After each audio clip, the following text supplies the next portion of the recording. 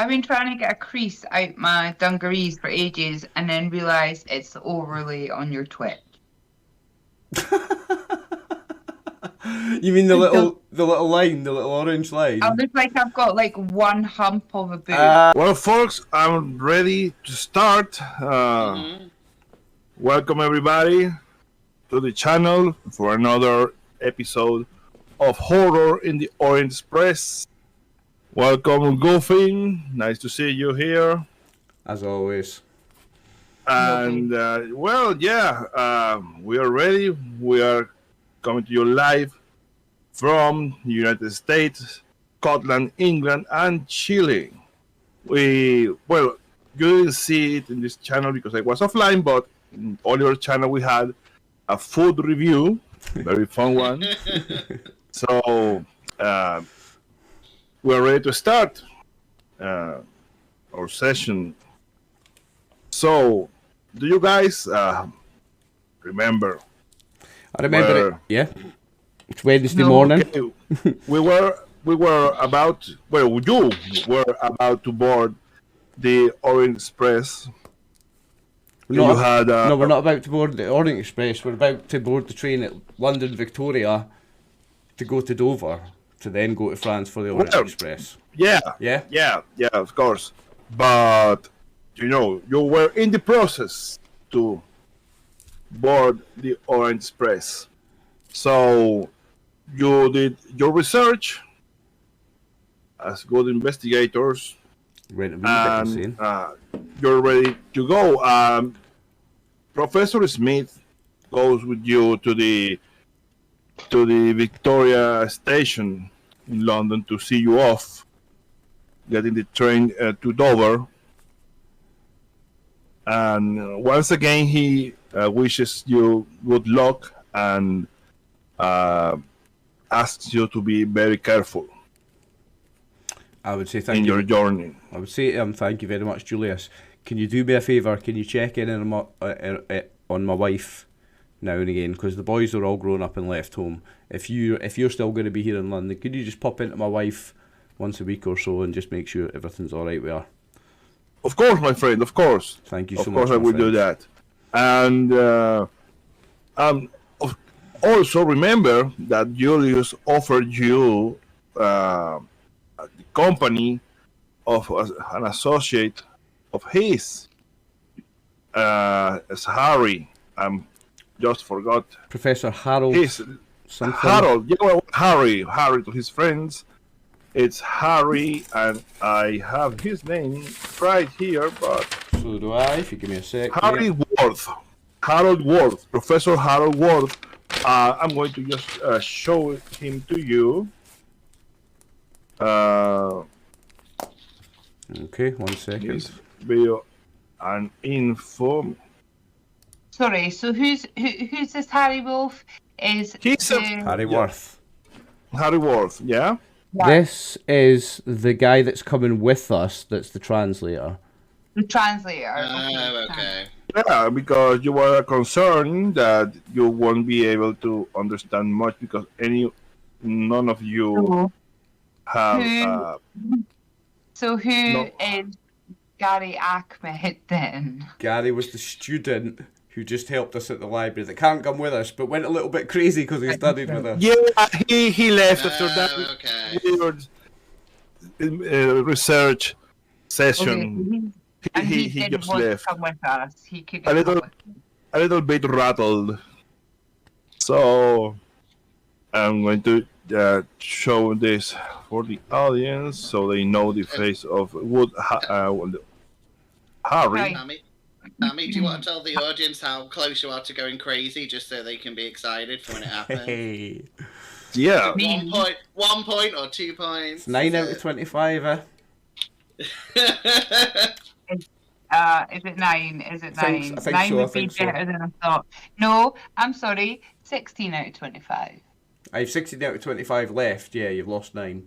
Yeah, and you have like 9 points of Cthulhu Mythos, or 4 points left before I go temporary insane. I think she's got 7 points of Cthulhu Mythos, and the rest of us have 2. I think. Yeah, because your maximum, your starting sanity was 25. So yeah, so it's like Yeah, I was already 5. pretty bad shit. 5. Your threshold is 5. Right. So yeah. Mhm. So yeah, that's a little, let's say you are a little twitchy. I'm quite close to the grippy stock hospital. We're all Okay. keeping an eye on Catherine already. Oh, I can I- show very. When I stopped at home in the last episode, I did prepare a first aid kit. I didn't go around googling what's available in 1893 and what exactly is going to be in it, but I am an ex guy that used to work in a lab, and so I have access to medicine. So I've got things. Is there anything I can help that's going to help with her psychosis? Anything I could do at all? A luck roll combined with a first aid roll or a medicine roll, something like that. Have I got any chance of helping her at all with her sanity before we go anywhere? So you want to have some kind of medicine to. I mean, and Or would psychology not also possibly count? But I was there's thinking not more. really any drug. I'm that's thinking going more to help you. medicine wise, because that's more what I could do. But Back in the time, there were not many drugs. Like, okay, there was that kind of laudanum, but those things. I was thinking laudanum or microdose some opium just to chill her out a little bit. Yeah, but that's not. I mean, there's a mechanical game for alcohol. Like you can drink certain amounts of alcohol to shock off some sanity points, but they're coming back to you after the effects disappear. So it's just a temporary thing. It's not going to do any long term benefit to her then, no. No. Okay. Dude, back in that day, in the Victorian era, was mostly lobotomy, electroshocks, cold. She's not far from that though. I was trying to avoid that. What era would I have to be in where they just sent me away and gave me orgasms for ages? Cocaine and orgasms, aye. Aye. What century was that? Can we make it that one? You're not far off, I think. I think you're only like 20 years off, or something. You're not Yeah. I think in traditional 1920s, you're good for that. Like. I'll take the experimental trials, like. Like a good suffragette word. Okay, then that's a Professor Harry Ward, Sorry. he introduces himself. It's a pleasure to be traveling with you, gentlemen. And ladies, of course. I'm a very good friend of Professor Smith, and I understand you are also good friends. Archaeologist, of Julius. Yeah, I'm an archaeologist. I teach archaeology in the university. This is a sabbatic year I'm taking. I had plans to go to Constantinople to check out some important topics in the library over there, the Topkapi Library. Very famous one. And Julius told me about your trip, and that you need someone that could help you. Well, as a book dealer, that library interests me as well, Professor Harold. It's a pleasure to make your acquaintance, for you to be coming with us. Archaeology is it's not my profession, but because I'm friends with Julius, it's something that I've heard many things about while we've had conversations. So I'll be interested to hear what you've got to say. It's something that does interest me. Really, really good to have you along with us, though. You're going to be very, very helpful in this mission. And it's good that you're a friend of Smith and someone we can trust. Of course. My pleasure. Absolutely. Mr. Alexander and company. So, this takes place, this conversation takes place in the train to Dover. So you have a very pleasant cross-country ride to to Dover. It's a nice From trip. there- I've done it personally. Yeah. And from there you arrive in Dover. You take a steamer to Calais, Yay. across the channel, and from there you go to another coach to a town called Chalons-sur-Marne, a little town in France. It's along the Marne River. No, I didn't manage to write that down just correct the last time, Leo. It's Chalons du Marne. Yeah. Nice, thank you. Not even pretending that I'm writing that down. Me either. Add half of it from last time, like. Well, if that helps you, this is only flavor. It's not important. And from there you will join you will aboard the Orient Express, which has departed from Paris, and will pick you up in this little station. Give me, please, all of you, a spot hidden check. 1 second, buddy. I've not got my character sheet open yet. For getting on the train. You gotta see those steps. I know. So you're gonna fall onto the tracks and die in a second. Oh, this is like, let's see if you notice something Failed. during the trip. I saw nothing. It'll not let me click on it. Yeah, mine's not letting me click on it either. You sure you're not Are you in edit edit mode? mode? Oh, Jinx. That That's the one. happens. I think it defaults That's to the edit one. mode when you open it up. fucking pointless. Have we all failed? No, I've not done mine yet. Come on, It's been- Tony! Hold on. Come on, Tony! Yeah, it's not letting me click mine for Are you- some reason. Let are me you- do it again. I'll have to click on and off it again. Are you in edit mode? You still in No, I it? just- Mine's I just Sure, you're not. No, I just changed it twice. Hold on. I'll reload it. Roll20 sometimes is just a bit buggy. Yeah, it can happen. Okay, fingers crossed this time. There are so many other virtual tabletops out there, but I've got 1,400 hours in this one. I know how to work this one. Yeah, I'm used to this. Yeah, There's me too. I bought the rulebook compendium here. I mean, it's fine. It's fine. It does the job. And virtual tabletops are safe. There we go. Hey. And can I spend 3 luck to succeed? Yes, Yeah, good plan. Is that the closest we were? You with a 78 over 75. Yeah, he's the oldest one and the most observant one. What a bunch of shit As bag you spend the rules, 2 guys. points, Charles. Well, Mr. Merriweather, you realize, you notice during the trip, during the train from Dover to Dover, and aboard the steamship to Calais, you notice a gentleman eyeing you. Not only you, Ooh. not in that way.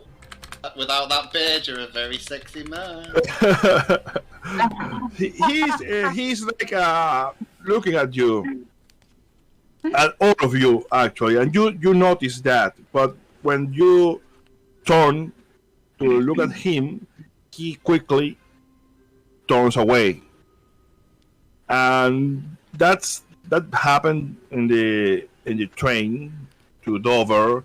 Then you saw the same gentleman around in the steamship, and he is also in the station. Is that just Charles sees him the 3 times? Yeah, you see him in the station. Actually, the only ones who are boarding the Orient Express here in Chalons-sur-Marne are you, the four you plus Harry, and this gentleman who is there waiting for the train too. When I notice him looking at me one of the later times, can I just... What are you looking at? Well, yeah. He just turns away, like, and he says nothing. He's just acts as he was doing nothing, and he doesn't say anything to you if you don't press the conversation. But you notice the same gentleman in the platform waiting for the train. Why don't one of you young whippersnappers go chat up this guy who's been looking at us? Right, well, if you point them out to me, I'm happy to go and... I went right there! Right, okay, Maybe- okay. Maybe I should go. I'll The go. charming one we have. I'm also the charming one. Don't forget that is where I put all my points. I'm not charmed. No, Catherine. I'm not charming. Shall we go? Young prostitute lady, though. I think he's into beards, though. He keeps looking at Yeah, me. it's I've got a fine moustache, but that's it. Well, You have a this fine mustache. is a very imposing old man. Catherine or me or both of us. Wait, check who's... Because I put quite a lot into my persuade and things like that. Well, What are we trying to get well, out of this if we're meta gaming, my charm 75, mate. Oh. It's the one I maxed, like. Charm is 50, but my persuade is 45. You just come with me and be a pretty face, and I'll talk to him. Okay, you do the talking and I'll just... Okay. Good plan. Good plan. Right, so I will go up to shady looking guy. I will approach him, make eye contact. Okay, you approach the guy. And Approach you him, make say eye what- contact. Approach him, make eye contact, and wait for him to talk. I'm right next to him, right in his face. Yeah, you approach him, and at first he doesn't say anything, but if you keep Maintain eye invading contact. his personal space, he will tell you. He will say, "There's something. Can I help you with something, sir?" That's what I came here to ask you, my friend. I don't understand. I'm afraid I don't understand what you mean, sir. What's your obsession with my friend over there? I don't know what you mean. What obsession? You know I'm exactly just what a traveler. you know exactly what I mean. You've been staring at my friend all day here, wherever we are. What's your game? Do you want to I'm give me? And maybe just touch his arm at this point because... Would you like me to give you a charm roll at this point or something? He's coming quite aggressive. Sorry, yeah, that was coming off a bit more aggressive. This does sound to me like charming. Yeah. Sorry. That was more intimidating. Yeah. Sorry. Maybe persuade could be a stretch. Okay. Persuasion? Yep. If you want to intimidate me, should have sent me. I can Yeah, do that. I didn't mean to. I was getting a wee bit wound up there. I just gently touch your arm, which wouldn't be that unusual. Right. I tell you what. My persuade That would be really weird. My persuade is terrible. 19th So century, you get in trouble for Leo, that. my persuade's terrible. Can I appeal to you for a charm at disadvantage? Charm with a penalty die. Not a disadvantage, but it's going to be a hard. A hard charm, right? Okay, I'll take that. Okay. Yep. Right. Oh my god, I hate this mouse. Oh, well done. Oh, come on. Oh, yeah, I'm not seeing because cat doesn't want to move away. So my tone may have been a bit aggressive, but I was smiling the whole time. Oh, You will fucking absolute do success. it. Give me. Are you not Scottish? I'm having technical Sorry. troubles. Oh, He wants to just sit on the mouse and now. It was an extreme success. Well, a same success, yeah. Well, although you are not being particularly charming, I'm smiling. just that maybe just your natural charm, but he just says, "Well, sir, I'm sorry. I didn't mean any offense. It's like I think well, I'm a reporter, you see," and he produces a badge that says he's a reporter, a press badge that says he's a reporter from Birmingham Okay. paper, a small paper from Birmingham, something strictly regional. So I'll drop the aggressive tone. I'll say, many of my friends are journalists. It's great to meet you. I'm sorry if I came off a bit aggressive at first there. I was just a little bit worried because my friend there is an old man and he's a bit frail, and you were staring at him in a strange way, and it got me a little bit worried. What? Who's it you write for exactly? And what are you writing about now? I write for the Birmingham. I don't remember the paper, but Birmingham paper. What's his name? Birmingham Post. And what is your name, sir? My name is Bentley Borgham. Bentley Burgham. Yeah. Well, the thing is, well, I heard about some kind of disturbance on Dorwar Street some nights ago, and well, I was inquiring, and people described some people intervene into that disturbance. And one of them, a very tall and imposing old man, and two men and a lady. So your group seemed like very familiar to the description I got. Okay, as he's saying this to me, I've got a hand slightly behind my back, gesturing to Tony with one finger in a come here slowly motion. Just wanting Tony to just walk up slowly as I'm talking to this guy, because I'm no longer being intimidating, I'm being charming, but I want him to understand that there's something intimidating coming with his way. Okay. I'll Yes. If Tony can understand the hand signal, I'm sure he can. Yeah, I'm not dumb. I don't think I'm that dumb. I can't remember. Well, Bentley, you've got the wrong people. I understand you've got an important job to do, and I hope you find the people you're looking for.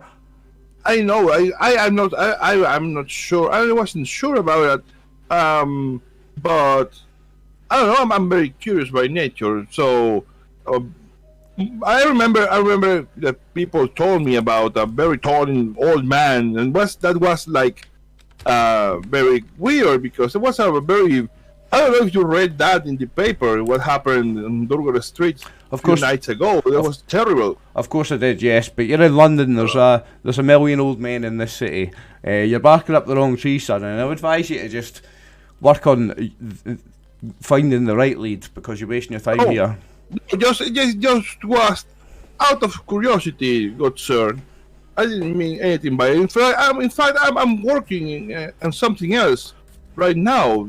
That's why I'm traveling to Stuttgart. That's okay. That's okay. There is, you know, that there is rumors of German spies in London, and I'm going to investigate. Yeah. Okay. Well, your investigation into German spies should lead you nowhere near us. I would get on your way as soon as you can with that, because that sounds like something really important that needs investigated. And leave me and my friends alone. We're on our way to get a train. At this point, I'm giving my head a 145 degree back and winking at Tony, and Tony starts moving a little bit. I'm going to come over and put my hand on his shoulder and say, "Guten Tag." slightly excuse myself at this point and be like, I'm gonna go check on my father, and then go back to make it seem like obviously Charles is like my so then that would because I don't trust this guy. He's sus as fuck. He's not a journalist, right then.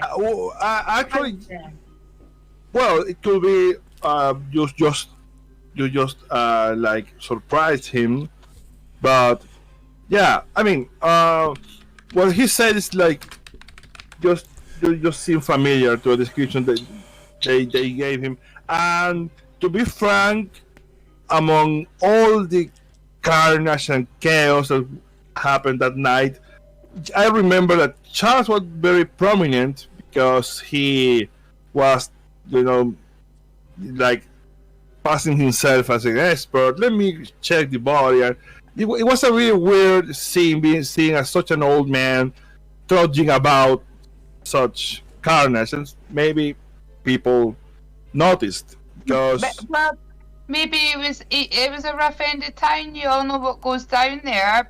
Old men still have desires, and a lot of old men look similar. How dare she mistake my dad for someone Big Charlie the Shagger.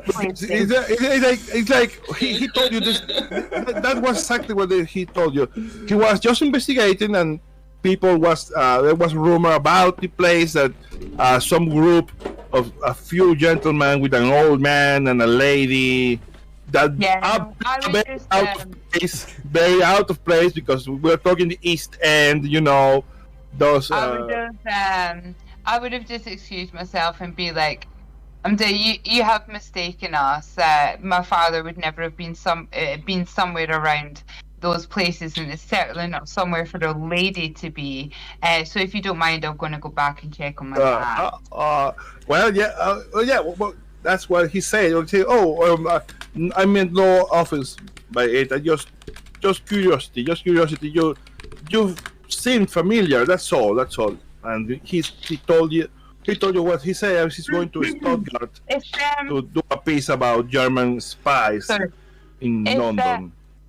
If we seemed familiar, that would imply that you had seen the people who were there when you just told us that you had heard stories about what had happened, and that's what you were investigating. So were you there and witnessed what happened, or have you heard stories about what's happened? No, no, I wasn't there when it happened. I went there to report on the matter after all happened. There were some witnesses, but it just seems strange that you would say that we seemed familiar to you when that would imply that you had seen us or those people previously. I'm sorry, madam. I must have misspoken. I really haven't seen you. I just heard descriptions of the people that were there. But as I said, I'm no longer on that. That's old news. I'm now working on a piece, international piece, about German espionage. So I'm heading to Stuttgart. Okay. I still pretend to be mildly offended and be like, and then huff off to see my dad. All right. Okay. Fine. Oh, good Lord. Charles chokes like spit at the fucking slip. See, he's fucking harmless. Who are you watching? What are you looking at this old fucking harmless old man for? You've got the wrong guys, mate. Jog on. He's already like off your backs. Like, okay, that's a mistake. On a mistake. I'm on another thing now. Well done, Catherine. Me and you got him told, like.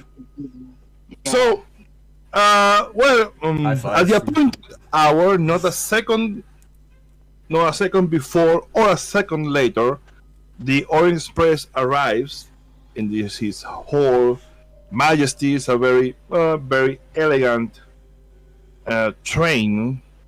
Its cars are made of hardwood, a very fine hardwood.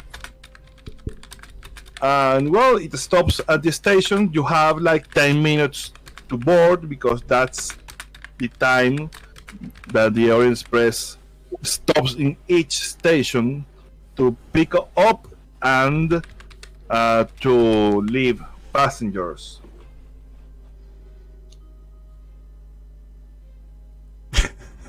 All right, and yeah, they arrives.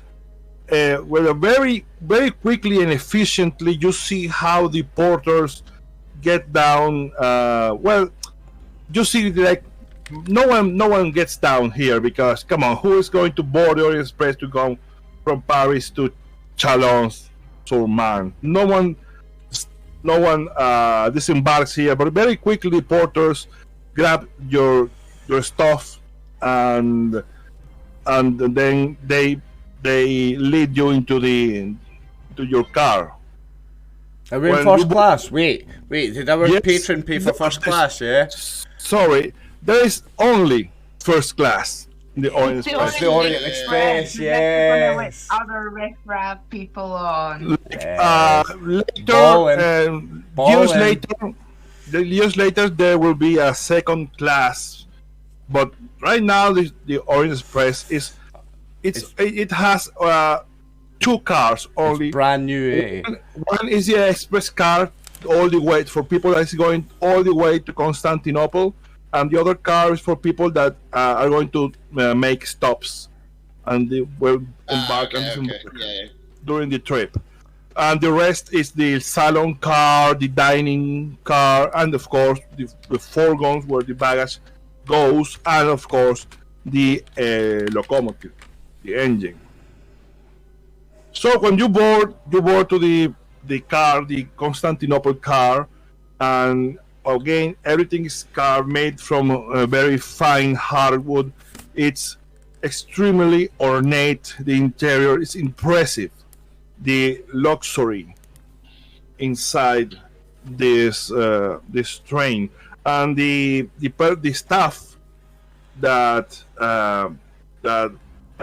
is in the train, all the porter, the conductor, are impeccably dressed. Their uniforms pressed, not a single wrinkle, extremely polite, and they greet you in French. When you board, they tell you, "Bonjour, monsieur, bienvenue aboard the Orient Express." Bonjour, monsieur. Comment ça va? And your character speaks French or only English? Or no, only English, just like me. But I know like fucking 10 problem. words. He knows 10 words in French, like me. they immediately switch to English, and very politely lead you to your sleeping car. Sorry, it's not bonjour. It's bonsoir. It's the evening. It's bonsoir. It's evening because it's evening. Yeah, you departed on the morning, but you are now. It's now like 6, almost 7 in the night, in the evening. Sorry, it's later. It's like about 10 in the PM. Okay. They inform you that they will your rooms, well, not rooms, your compartments are ready for you to sleep. Dinner has been already served, but you all ate in the car from Calais to Chalons-sur-Marne, so you are okay with that. They will lead you to your compartments. Everything is luxurious. The entire car is illuminated by gaslight. This era, of course.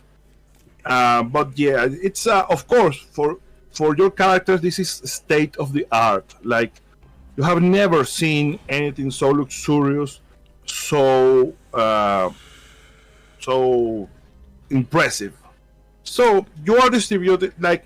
They are going to tell you are okay. 4 men and 1 lady. They accommodate you because, of course, they are not going to force a woman to sleep with a man that is not Oh no. husband. I would truly have my own cabin, my own little cabin. Unfortunately, that's not going to be possible, Mademoiselle, because we only have double cabins available at this moment. But I'll be sharing with another lady. Yes, there is another lady where you will have to share. And Will I be close to my associates? yes. In fact, they are going to put you into all your compartments are going to be adjoined. Like you will have. In fact, let's forget this. Let's just go to the sleeping car number 1. Ooh, we get them after. The Constantinople car. There you are. Harry is already here, and I'm going to pull your tokens here. If I didn't put you in little circles as tokens, but well, playing all rectangles will have to do. Oh, sorry, I put you in the games layer.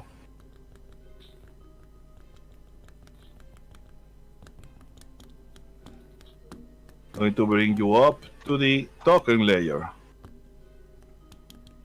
Shit. Okay. Token layer. There is Tony. I'm going to move myself. There's, Hey, Leo, sorry, didn't that's Angus. didn't she not go in that one single birth room? The conductor. The conductor. Okay. They are all taken. In fact, you're the last. Ooh, The last passengers to board the car. The car to Constantinople is full. Mm-hmm. Okay, there goes Charles, there goes Catherine, and there goes Tony.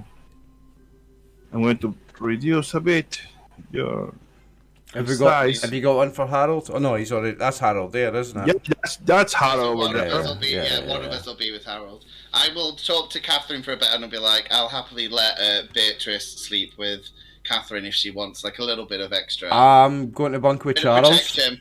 No, they Catherine, they put you in a double compartment with another lady. When they direct you to your compartment, you will see. Give me a sec. You will see another lady there already settled down. Sorry, in the cabin. And well, basically, because you are the same group, the conductor just lets you accommodate, arrange yourself however you want. Mm-hmm. Okay. Charles, would you like me to bunk with you?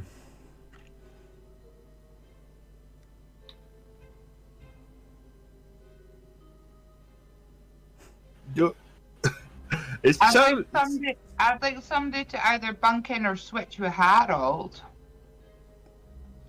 Well, Tony, do you want to bunk with Harold and I'll bunk with the old man? Yeah, I'll Someday go with I'm Harold. Is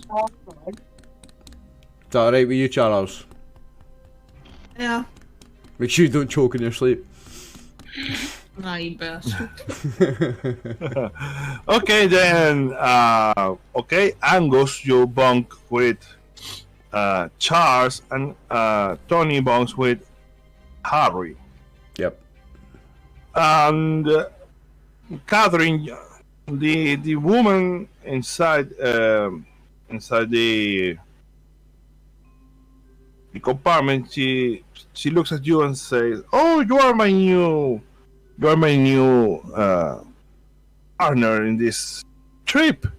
My name is Amelia. What's your name, dear?"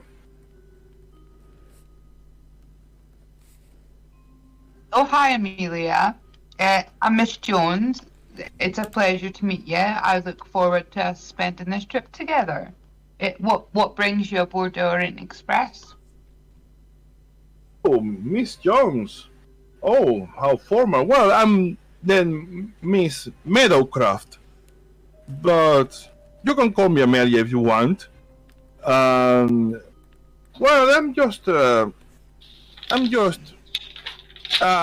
okay, vacation you could call it. I want to visit exotic places and, have an adventure. And what better way to do it in such luxury? Isn't it beautiful on here? Well, this is the fastest way to travel east nowadays, and well, I can afford it. Well, I don't know if you have heard of my father. He is a famous explorer, and well, we got a bit of money, so. But I'm doing my own thing now. How interesting. Who was your father, and what type of explorer? Was he a traveler explorer? He was a traveler, explorer, like Africa, and mainly Africa. Okay, and you could say I got the adventurous vein from him. How exciting! Off on a new adventure. Well, I look forward to spending the time with you, and hopefully we can get to know each other a little better. Yeah, I'll be glad. I'm glad to spend the trip with someone. Was getting boring here. It's nice to have another lady on board for company. And you see, this woman he has very cool, appraising eyes. He has a strong jaw. He looks like a strong woman, and he is not dressed exactly like a. He's more dressed as like a traveler instead of a proper lady of the time. Like, so what sort of age is she, etc.? Like, she's young. She must be in her 20s, late 20s, or early 30s at most. Okay. She looks very confident. Okay. Okay. And she tells you, well. You spend a little bit of time speaking with her, she will tell you, her father was or is Sir Meredith Meadowcroft, a somewhat famous explorer. Sir Meadowcroft. Well, that's easy. You're going to spend time talking to her because when you are, once you are settling down in your compartments, the conductor tells you, well, as I said, the dinner has been served already. I understand you already have eaten, but if you want to have a drink before you go to sleep, the salon car is still open for the passengers during the night. Right. But other than that, I hope you have a very good night, Monsieurs and Mademoiselles. And he just, he doesn't leave. He just goes to his post on the wagon in the conductor's seat over there. So what are you going to do, the four of you? Harry, Tony, Harry is getting himself ready to sleep. I'm sorry, but I'm really very tired. It's been a very long trip from London, and I'm not a young man anymore. So, if you excuse me, Tony, I'm just going to sleep. And he begins to get ready. Okay, Party cabin. Should have shacked up with Merryweather. He was asleep half an hour ago, man.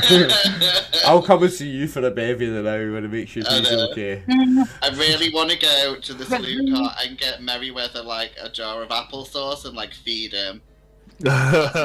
Just like...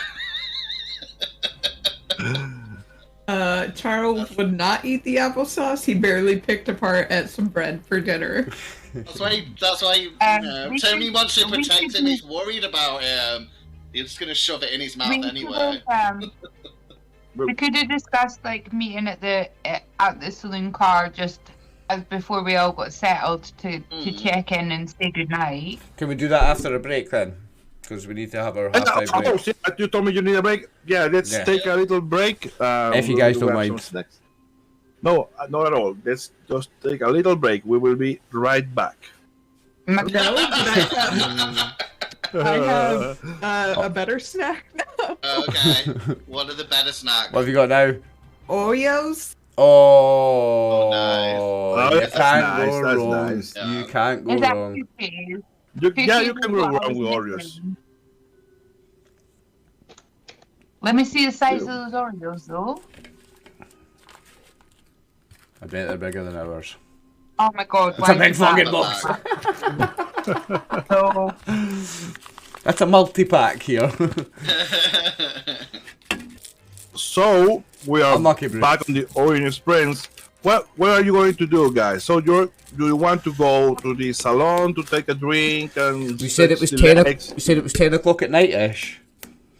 Let me check. Yes. I would like to have a train, but I would like to have a conversation with Merryweather before he goes to sleep, if possible, before I do anything else. Because the old man, if he's not already, yeah. Brew. I would say I've taken multiple naps through the day, but I might be out. How about we roll for it? Roll for it. Let's roll luck or constitution or something. Yeah. All people don't sleep in the night like early and wake up super early in the morning. I can confirm. He fell fucking sleep. So forget the conversation with Merryweather I was going to have. No, that's not a fumble, but yeah, he just fell asleep just with his. You can hear me mouth breathing. Right, I'm taking a note. Have conversation with Merryweather later when he's awake. Speaking that applesauce for you later and putting it in your mouth when you're asleep. You gotta get them calories. I'm just gonna wake up with like a cup of applesauce in my mouth. Speaking and me hanging over you like, is that you awake now? Speaking of clothes, Merryweather and Angus have not been like in a good position lately, economically speaking, right? So, how are you dressed? I do moderately. I'm a man who wears cheap suits, a shirt and a tie. My suits are not expensive and they don't fit well because I'm really short and really skinny and I can't afford to get them tailored. But I do wear suits. I wear suits, a shirt and a tie. They fit badly, but I'm trying. And I have a change of clothes. I have changes of clothes because I've got a suitcase and my book bag because remember I went home and packed up. So I do have changes of clothes. So I'm clean and I smell fresh.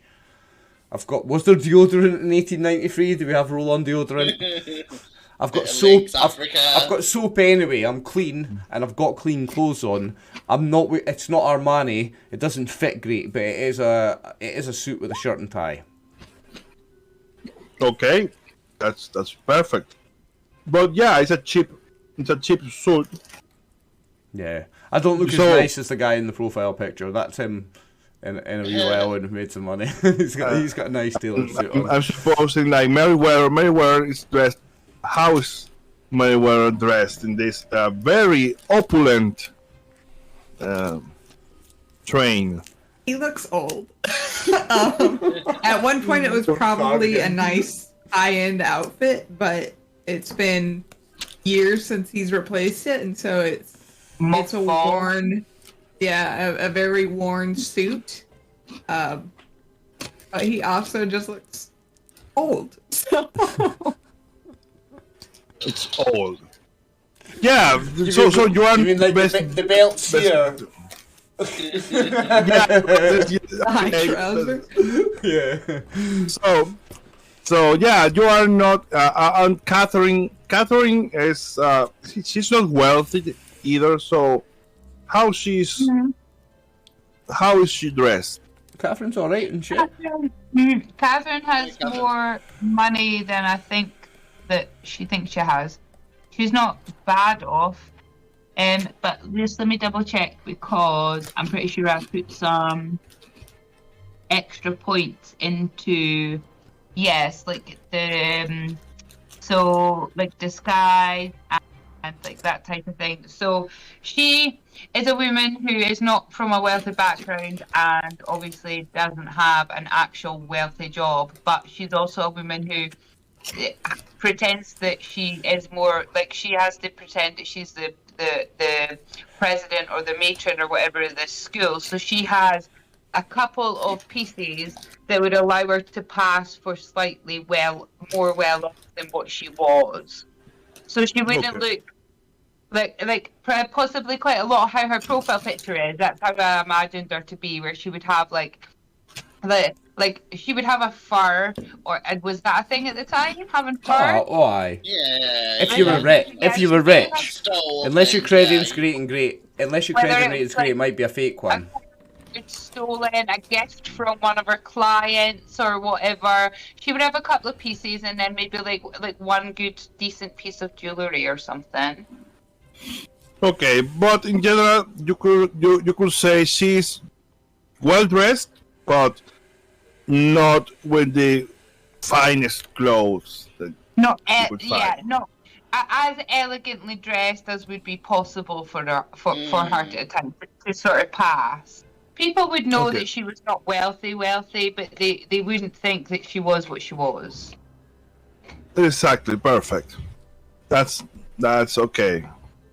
And Tony, how is Tony dressed? Because he's not as poor as good old Charles or Angus, but he isn't wealthy yet. He's like middle class. No, lower middle. He's like very low middle class. Yeah. No, okay, actually, rating 34 is middle class because 50 over 50 is wealthy.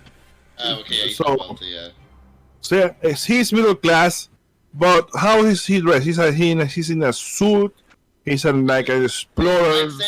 I'd say he always wears like that classic safari style, so he's got like the long brown boots and like a white shirt. He just always wears hunting gear, like that's quite reasonably expensive, but yeah, that's all he wears. It's like just different hunting outfits. Great. So we have it because you dress the part. You're the safari, the big game hunter. And it's just very common. That's very common in this time and age. So yeah, great. So what do you do? Do you go to the saloon car, guys, or you just call it a night? Well, I'm calling it a night because I'm just keeping an eye on the old man. I'm getting a drink. Out. For us to click together just before we went to bed to say goodnight, but I'll go to the saloon car and take a I don't know what would have been something at the time that a lady would have drank and just take that back to my cabin and settle for the night then. I don't drink, so I'm going to open the window of me and Merryweather's car, have a wee cigar before I go to bed. Yeah, well, yeah, look, the Orient Express is about luxury, and the staff is there to basically do whatever you wish, as long as nothing outside the law or blatantly inappropriate. Well, so if you want to have a drink brought to your cabin, you can just ask that. Can I get ice cream? Yeah, they have ice cream. I will have ice cream with my cigar and then go to sleep. Jesus. So you want to ask a conductor if they can bring to your quarters, or you want to go to the salon car? To bring to my quarters, please. Okay, yeah, it's not usual, but they do it. Like, okay, I want just something brought to my cabin. So yeah, they bring what you want. So, so you all go to sleep? Oh no, Tony's gonna go to the bar for a couple of hours. He likes the luxury. And he needs to take, and he wants to take Beatrix out for a whittle, so she needs to wee somewhere. So he's gonna like ask the staff where she can have a wee because she's well trained up. Yeah, where does the dog pee on a train? We're gonna give me a find out. Go. It's windy. Yeah, It's windy. I would maybe get Tony to accompany me up to the cart while I got a drink to take back to my room. Yeah. And I checked. Tony's a bit of a softie, so he'd also be asking you if you're okay because you look a bit peaky. Yeah, Okay. be asking you. Yeah, a bit peaky. Yeah, perfect. Fine. Perfect then. How's the old man sleeping? Is he talking in his sleep or snoring or that? He's still breathing. Sounds kind of like Darth Vader. It's like. Here. Nice. I'm sleeping with one eye open. He's an old man. I know. You're not going to get any sleep, Angus, because you know he's going to be up every hour trying to use the toilet. That you're getting no sleep. It's fine. I like the old man. I'm going to keep an eye on him. Like, I mean, because, yeah, I want to let the audience have a look at our map. Let me put this here and see if I can. Okay, I think I can size this. So the people that are watching us see our train car.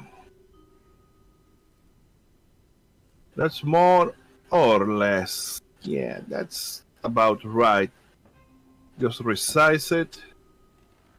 oh, got it already, Leo. Amateur, mate.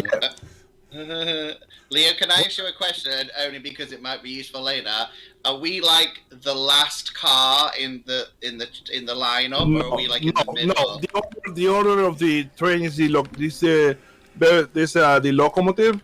Then there is a furgon where the baggage is. Then comes the restaurant car.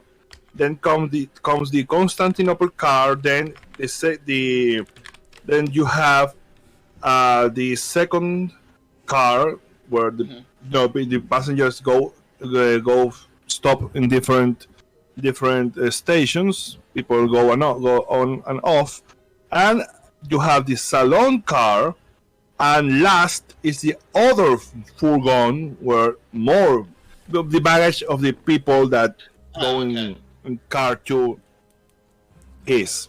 Okay. I'm only asking because they're like the middle of the train. I'm only asking because we've all seen those old films with the last car and they cut the cable and it rolls down. That's why I'm asking you now, in case we go for a drink and Merryweather and Angus are just like. No, actually, to get to the salon car, you will have to walk to the second car and get to the salon. Okay. Well, I can have a good chat with Catherine as we walk and creep around. That's cool. So, well, let's say that you arrived at 10:26. You board the train. You settled up. It's about almost 11 p.m. when you go to the salon car. As you walk towards the salon car, you see briefly a woman creep out from her compartment She looks finally dressed. She's wearing like a nightgown, but a very fine one. She looks. She has very fine jewelry. She looks very well. Reached, you could say. She's very young. She creeps out from her compartment. You are like walking towards the car, like you are leaving here, and you see this woman quickly creep from this compartment to this compartment. Like she knocks the door quickly, and the door quickly opens. She enters, and it closes. And you see that clearly. No roll required because it's in front of your eyes.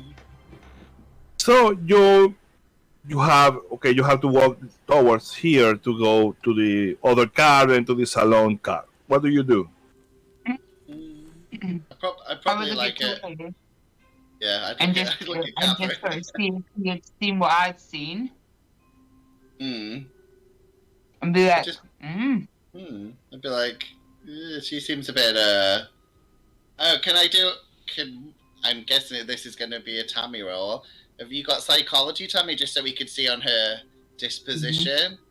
I don't know what my. Okay, but it's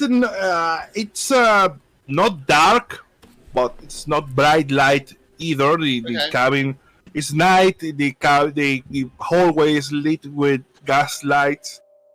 So, and you are not very near of her to be able to read that. So it's going to be hard psychology roll. Okay. Wait.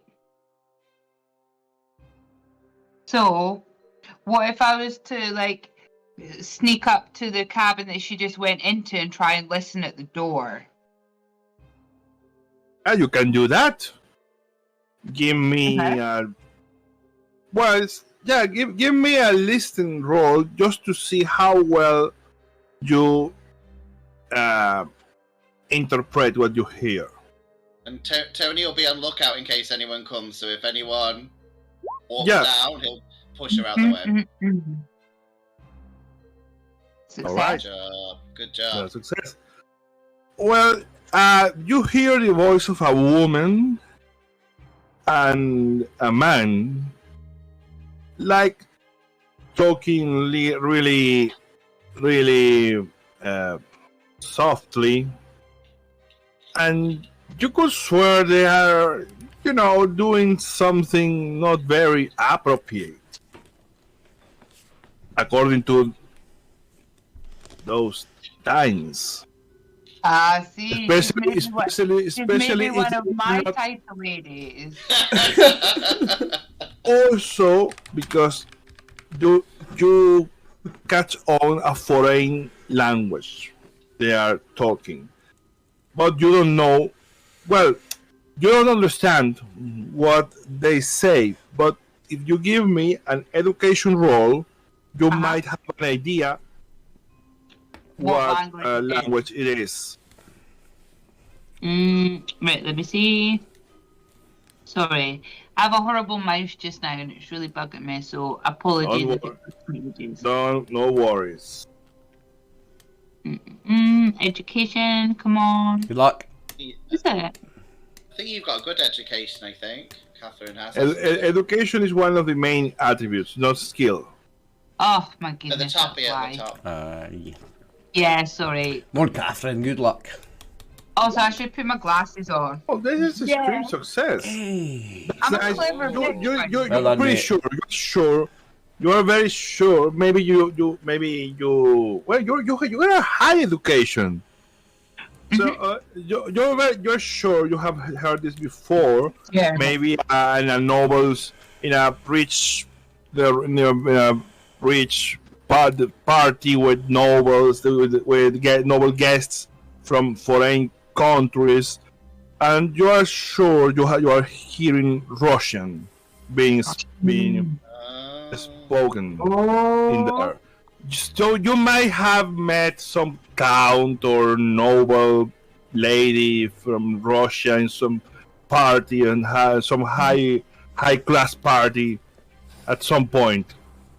What cabin number did you go into? Okay, they don't have the numbers of the cabins, but it's this one, the last cabin in the. So farthest hallway. from where we are. Basically, on the other side. Yeah. Of the car. Yeah. Okay. I would like. I don't know if Tony was at the door sneaking with me or not, but I would like step back to Tony and I would be like, "They're speaking Russian." Yeah, Tony was on lookout to see if anyone else is coming to push you away in case, But he's like, "Oh, that sounds a bit." He's like, "No, I don't know. nothing like that. No one came. I mean, there is a seat where the conductor sometimes sits like to monitor the hall, but he was like sitting down the hall, not minding much what you are doing, and this place is fairly concealed from here, so it's okay. Tony's not that smart. Tony's not that smart. I think he'd just be like, "Oh, that's nice." Like he likes Russian. Also, with that high education, extreme success, I can give you the idea that that's not very strange. The Orient Express is a luxury form of travel, the most luxurious and fast way of travel in Europe, and it's common for rich people, noble persons from foreign countries to be on the Orient Express. It's like but common. not for a lady who was in a rumor on her own to be sneaking into a gentleman's room. Yeah, definitely. Be suspect first. That's the weird part. Okay. Like so, that must be that guy. It was Russian guys, that journalist. Actually, Tammy, with that high education and extreme success, seeing the woman and hearing her speak Russian, you are pretty sure that she must be some kind of noble woman from Russia, because that's the kind of person from Russia that could be on the Orient Express, or a servant to one. Or a spy. Yeah, or a spy, but posing as a servant. But Tammy, part of me wants to like keep the door and go, "Birmingham Post, we're here to uncover this." But, our Birmingham viewers. No. So, was this on the way to the drinks cart, on the way back from the drinks cart? on the way. You were On the way. We just sort of go like, strange, and then say, Tony, let's go, because I could do with a whiskey or a brandy. Mm-hmm. okay. You walk past the car. You walk the other sleeping car, and you make it to the salon car. Let's travel there. Why not? Yeah, fun. Don't mind these people. Actually, I bought this just to fill seats, but let me drop you then here. Catherine and Tony. Hey. The salon car is impressively luxurious. It's filled. The bar is filled with all kinds of liquor. There's a very finely carved and ornate everything in the car. The bar is beautiful. There is the sittings. They are very comfortable. tables. You have tables, reading chairs, like whatever you want, and there is even a small bookcase with European books on several topics. There are literature and a little bit of everything. Okay. Nice. There's a bartender there, and you see this man that you talk with in the platform. He is in a table sitting across another man. This man looks European, but he is wearing like some kind of opera cape, very theatrical. Man, and he has like the typical theater villain mustache, but it's not fake. It's real. Are you sure? Are you sure, Leo? Because you know we're gonna pull it. Like if it comes down to It looks real. It's just the typical villain mustache, and he is wearing a fez. This guy. You know, me and Tommy immediately looked at each other as we saw the fez like that. And you are almost sure it's the same fez you have. It's the same color. It's the same color. You can. It's exactly the same color. So you're pretty sure. Where did we put our fez? It's in one of your compartments inside a hat, and you know those. It's wrapped up. Hat boxes. Those boxes for hats. Yeah, it's wrapped up in a box. But where though? Like in the carriage holding, or in somebody's luggage, or? That's up to you. Did you put it in the carrier in your baggage, or you just brought it with you to your? I think we would have. Yeah, we would have it in our hand luggage with that. We're not that stupid. Right? Yeah, they're not going to tell you anything. It's like, okay, maybe it's a hat, and you want to have your hat handy. So, no problem with that. This is going to be one of those things where we gave Merryweather one job, like, just look after this. Just look after this. So, actually, in whose compartment did you leave the fez? I've got it. Yeah, it would be. Yeah. Okay. It's in Angus's and Charles' compartment. So you see this man. There is also in the door, in fact, you pass right beside him, a very tall Turkish man silently standing by the door. And you see this man that you already saw on the platform sitting across this vest-wearing weird guy, and they are talking. In fact, let me bring this into the screen. Okay, let's call him Strange Man, because you could have just called him Man, Leo. Take it easy, bro. Come on, have fun with that. Come on, it's hard enough on us, man. Oh, that Mencalf! I can see it says Mencalf. Yeah, is that metagaming? Do we not know that? Can we not? Do we not know that? Fucking picture. Yeah, right. Anyway, we don't know that. We don't know that. We don't know that. You don't know that, but it's not a big secret. It's not like the big twist of the campaign or anything either.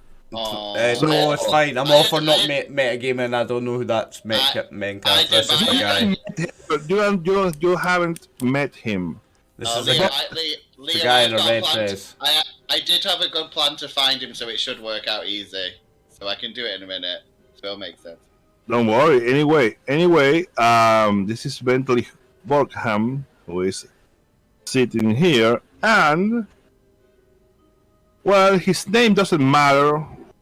If you know it, it's like you haven't met him either. But this big man is like standing on the door of the salon car, like watching the place. Fuck. But that face is a regular face. It's like black. I was like, God, has everyone got a fez on? This is gonna get confused there. Okay.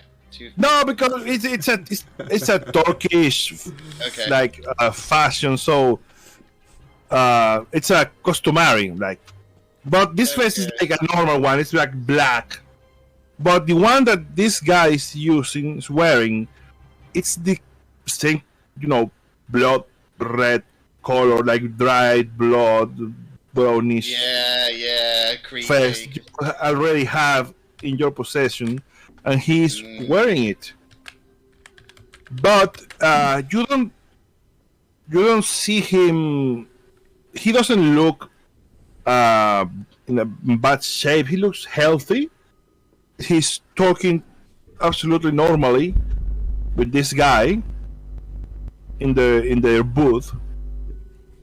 So, what are you going to do? Still going for a drink?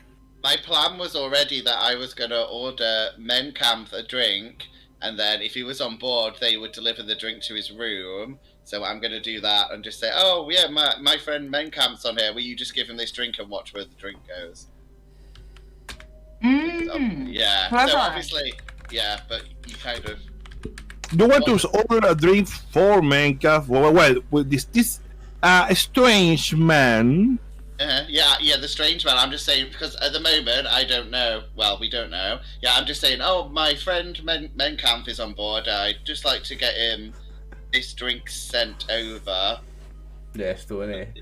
You told the bartender say, because this is a very small place, and the attention of the staff is top notch. So they will really know the passengers, and especially the car to Constantinople it's going to be the same people all the fucking way. So people start knowing who is who. And the bartender says, "Oh, Monsieur Menkaff, you want to order a drink for Monsieur Menkaff?" Yeah. Oh, that's very kind of you, sir, Monsieur. Okay, I will send it over to him. And the bartender prepares the drink, and a waiter takes it and brings it to Menka. Definitely nudging Catherine and being like, okay. Because this is a good thought, because it's you don't know you know about Menka, you haven't met him, but you know about him, and one thing you are sure, because you all saw this face up close and you have it, he's wearing it, so it's only natural what you did. OOC, as a viewer, is it the same as the one we have? It looks like it. Okay. So there's a drink and says something to his ear and looks at you, and he leaves. And Menka just looks at you, and he lifts the drink and nods. I'll cheers him back, but give him that kind of like sly look. Tony knows how to do an eyebrow raise at him as they look. Alright, so you want him to know, like, Well, just know that, I don't know, he knows something, yeah. Okay. Not like some strangers just bought him a drink, because that's weird. He's more Wait, like... hold on. So, but is Menkaff not this bad guy? Yeah. So, You know Menka. My feeling is, did we really want him to know who we were when we were here? Okay. But remember, this token is just a guy with a red fez on. We don't know this is Menkaff. No, My plan already was to do the drink thing, and I thought it'd go to someone's room, or they'd say, "Oh, there's no one called Mencalf on And there." you, Okay. said Mencalf, so you have worked it out. Sorry, you know that's Mencalf. Sorry, my mistake. But now he knows, and that's No, it. we only just fact. Yeah. He knows that we know that he knows that we know. Yeah. Most basically. likely. And you see this suspicious guy that you saw on the platform speaking with him, like closely. Yeah, that guy was stuff. He's not a journalist. But he's not from Birmingham. He didn't have a Brummie accent. Sorry, Leo. It's a hard accent to do. Sorry, I'm bad at accents.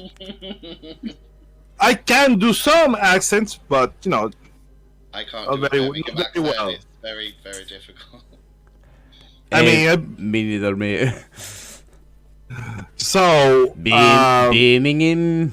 Nah. Yeah, like that. Yeah, there you go. It's close. That's That was a 4 out of 10, though. that's still better than a twiglet, though, mate. That's the barometer of our. Sorry, folks. No critical role here. Just regular folks. Just regular assholes having a laugh, like. Yeah. Oh shit. Yeah. Well, you see, this is okay. You order your drinks, I suppose. Anyways. The bartender very politely immediately prepares your drinks and serve and give them to you. Do you take a seat? Do you want to return to your... No, I'm going to take my drink and return back, but on the way I'm going to gently knock on the door to see if Angus is awake. I know Charles will be dead to the world, hopefully just not dead.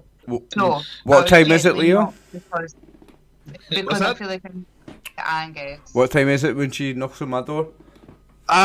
Say like while you were snooping around the cabin, then you went and did all this little episode with Mencalf over your drinks. About 20 minutes, let's say it's 11:25. I'm still awake. Like lying down, relaxing, pretending I'm sleeping, one eye on the old man. Like, yeah, Charles snoring isn't letting you sleep. No. That's not bothering me. I'm relaxed. I'm lying down. That's 80% of sleeping. You're relaxed. That's good. Okay. Yeah. I'm awake though. Yeah. Well, you hear me? I would just be like a little Angus. Yeah, I would hear it. Well, do I have to roll a listen check, do you think, Leo? No. I could do it in decibels. I was just gonna make that joke as like, is this Catherine with a gentle knock? Is it just Tammy with a gentle knock? Brew, roll listen with an extreme to see if it wakes you up.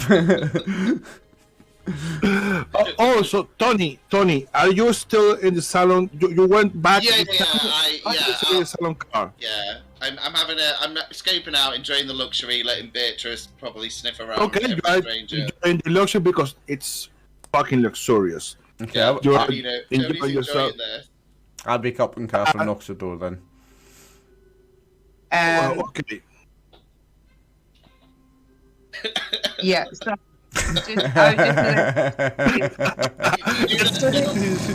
The old man wakes up. all Brew's best outtakes are going to be just Merryweather like that.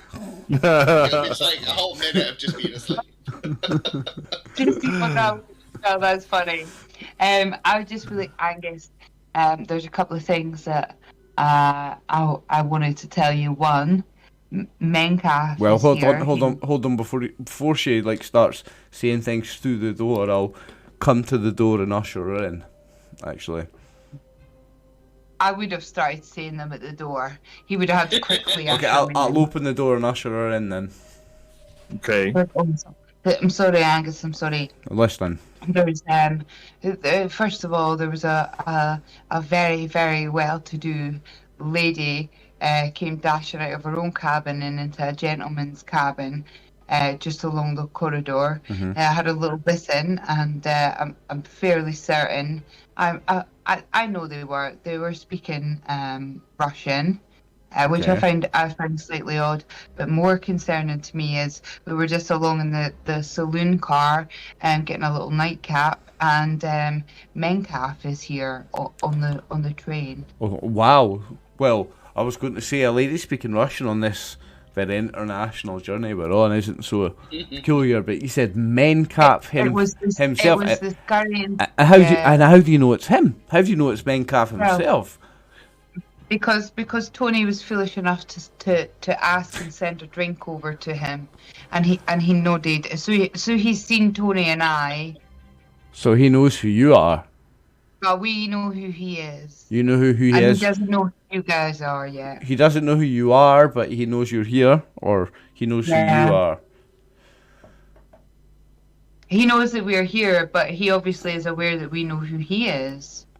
Do you think he just thinks you're people that bought him a drink because he's a famous guy, or? He's been alone. Yeah, possibly, but given he was sitting with that suspect journalist from earlier on today as well. Charles, roll another extreme list out to see if you hear any of this. Mary's had some of her. Catherine's had some of her whiskey along the corridor to settle her nerves. She's speaking a bit louder, aye. And I forgot. They were wearing the red fez. We need to check. Is there a red fez here? Who was wearing the red fez?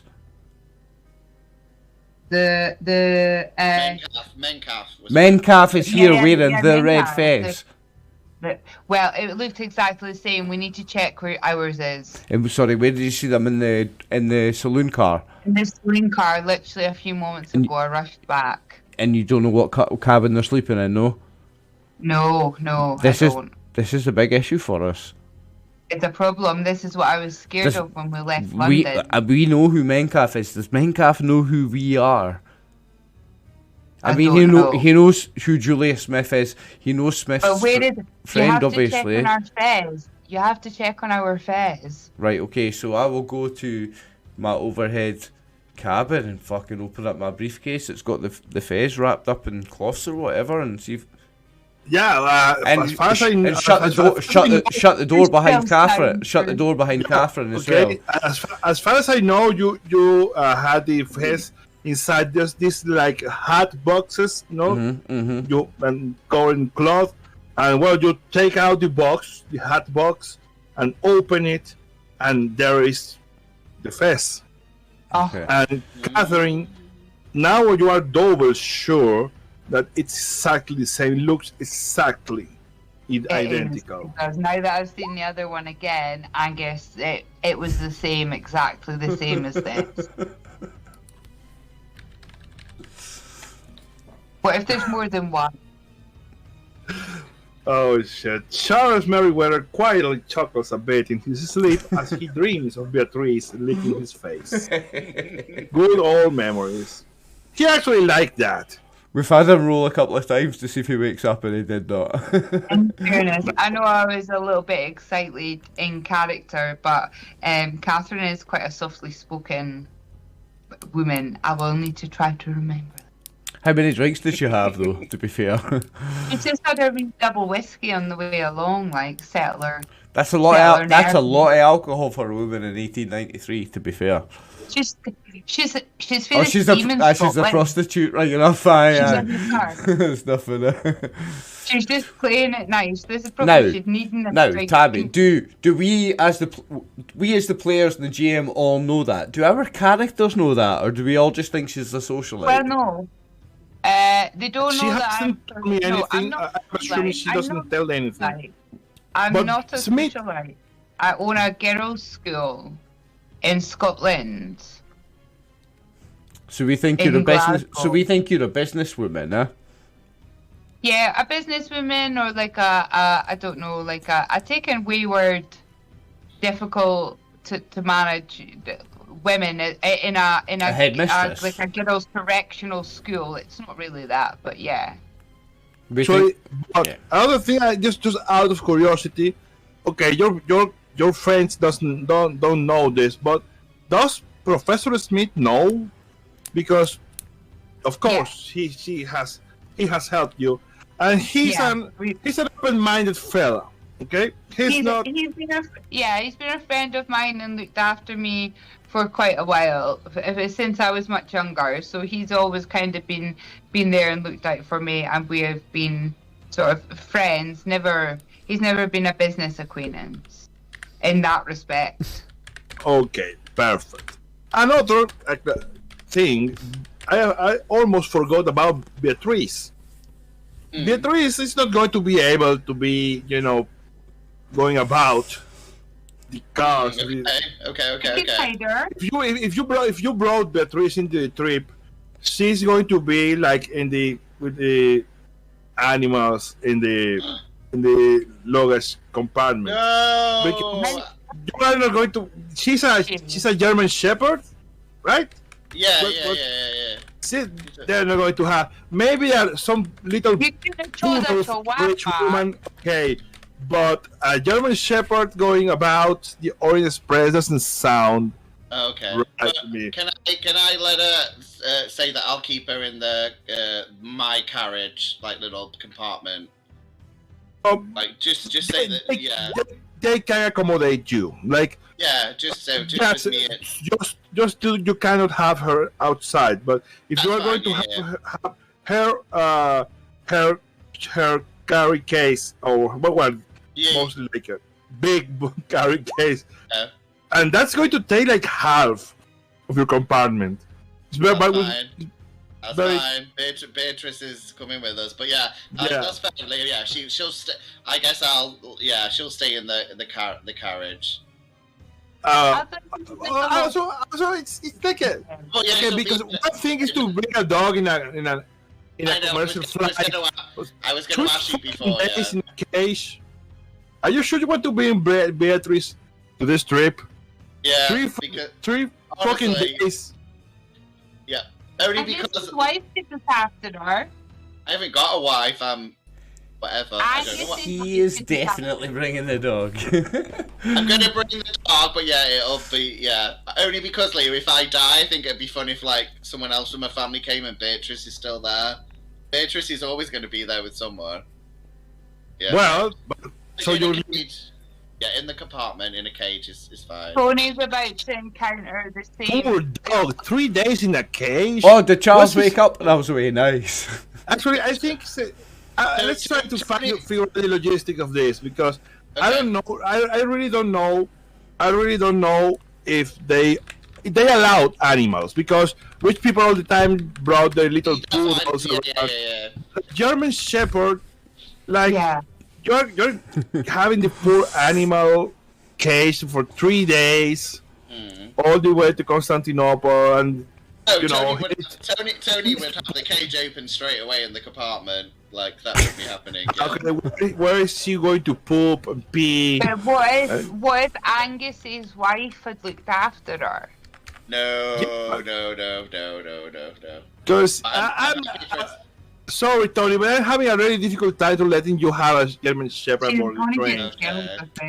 It's not going to. It's not. No, how are you going to manage that? She needs to walk, to run. I thought she was like a little pom-pom dog. No, she's a big dog. So. Yeah, that's so sadly, Tony. Beatrice is not here, so you can leave her with some family member of yours. You can leave her with Angus's wife. If we have to go retroactive and she was left somewhere, my family would look the hell after her. Tony, she'd be okay with my wife and should be well looked after. Tony's going to be extra sad though because he doesn't Alsatians are our family dog of choice. Actually, should be well looked after.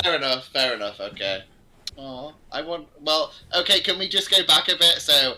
I think Beatrice and Merryweather would have had like a little bit of a doggy kiss as they parted. Yeah, Beatrice likes the smell of Merryweather, so we'll put that in.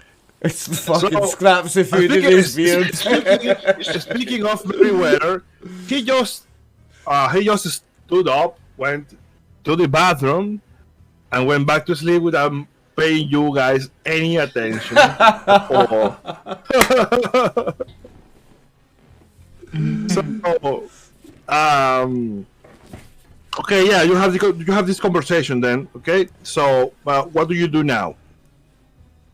I don't know. I don't know what to do. It freaked me out a little bit, but I guess I should probably leave them to it, get some sleep, leave poor old Charles to get up 7 other times during the night for a wee and go to my bed.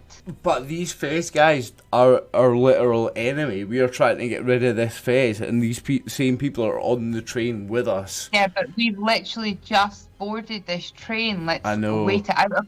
Let's find it. We're trapped here. We're trapped here. What can we do? We can't do anything. Let's work. I'm not a man of violence. I can't kick them off the train. So we have to be clever then. We have to be clever, and we have to work out as much as we can without him working out as much about us as we can. And I think the best way to do that is to play it cool for now. How did you and Tony get on drinking and mingling? Did you think... I didn't mingle, I just got my drink, listened enough and left. So we know that he's here. He knows that we're here, but does he know who we are? He was talking to this guy. He was talking to the suspect guy who was asking us if we were the people who was there helping. The guy who's the journalist. Yeah. He was talking the journalist guy. He was talking to him, right? So they know who we are. Can't wait to wake up fucking Merryweather and ask him what he thinks. Well, you can wake him. If you actively wake him, he will wake up. I think we better wait until the morning. Will we meet up just before breakfast or breakfast cart or whatever, so that we can have sort of a plan? And I don't know if Charles and I go together and we maintain father-daughter thing, or what do we do? Well, and you don't know how things are in the Orient Express, but you will have heard maybe. But actually, normally at breakfast, they just call people to breakfast and they eat whatever they want. They accommodate people on the restaurant. Yeah, but it's all in in one dining area. You want to have dinner at your cabin. Okay. I was thinking before. You could do that, but that would be weird. Like, people normally mingle and use this time to go. No, that's what I mean. That's what I mean. So would we be having breakfast in a dining cart with everyone? Yeah, of course. Yeah. Well, I was thinking before breakfast I was going to chat to Merryweather because he's up early. So I was thinking you guys come in for that.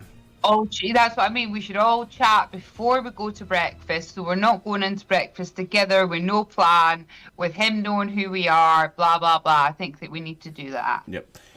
Okay, that's perfect. So let's move. I'm assuming that Catherine goes to sleep after this.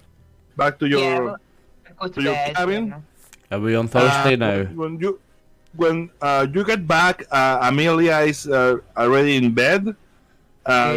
She's awake, but go back to the salon car with Tony. You spend a bit of a time there, Tony, just enjoying yourself, having a drink, and watching these people. And they pay you no further mind, but after a couple of minutes, like near midnight, Menka brings out this pocket watch and watches the time, and he dismisses this guy, and he goes away. And Menka is still there drinking alone, and the other big guys watching. What do you want to do? Do you want to return to your car? Want to do anything else before the night is over? I reckon if Mencap's still there, I'm gonna maybe wait till 2 o'clock, and Tony'd usually get really drunk, but he's gonna drink like some form of low alcohol beer, because he wants to keep an eye on this guy. And, Okay.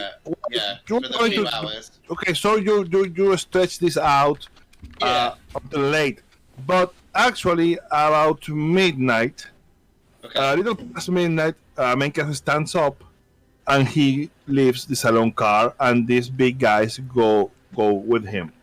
Okay, I'm gonna try and stealth because I just want to know what carriage he's in. I'm gonna, yeah. Okay. You could pretend to be drunk. Yeah, I don't think. I'm more stealthy than like persuasive. Yeah, so go ahead and make a stealth. I love tactical Tony. Like, Well, Tony's a hunter, so he would definitely be doing this shit. Oh, Oh, That's a- no. it's only 16 luck, big man. 16 I'm not luck. using 16 log.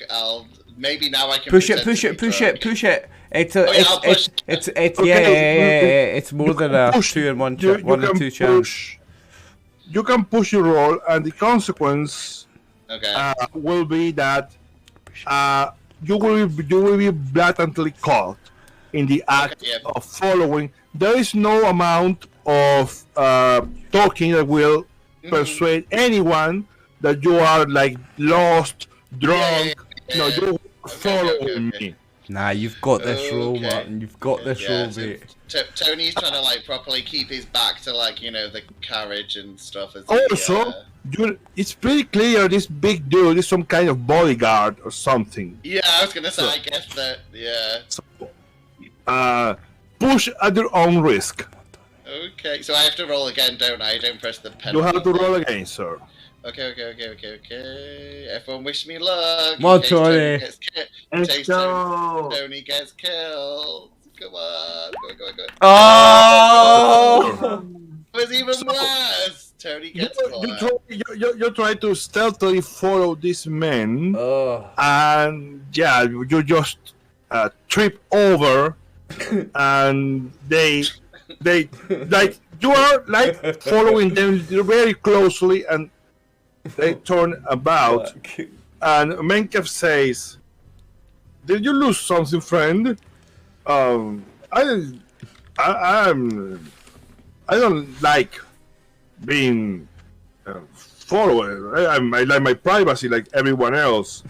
Kapok, please remove this man from my sight." Oh He's no. very theatrically, like, so Kapok without a word grabs you.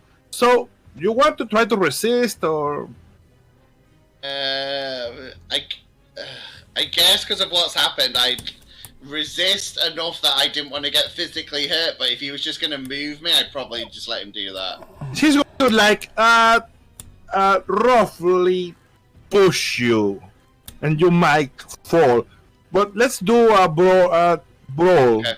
Okay, and if you win, you will be removed, forcefully removed, but not hurt.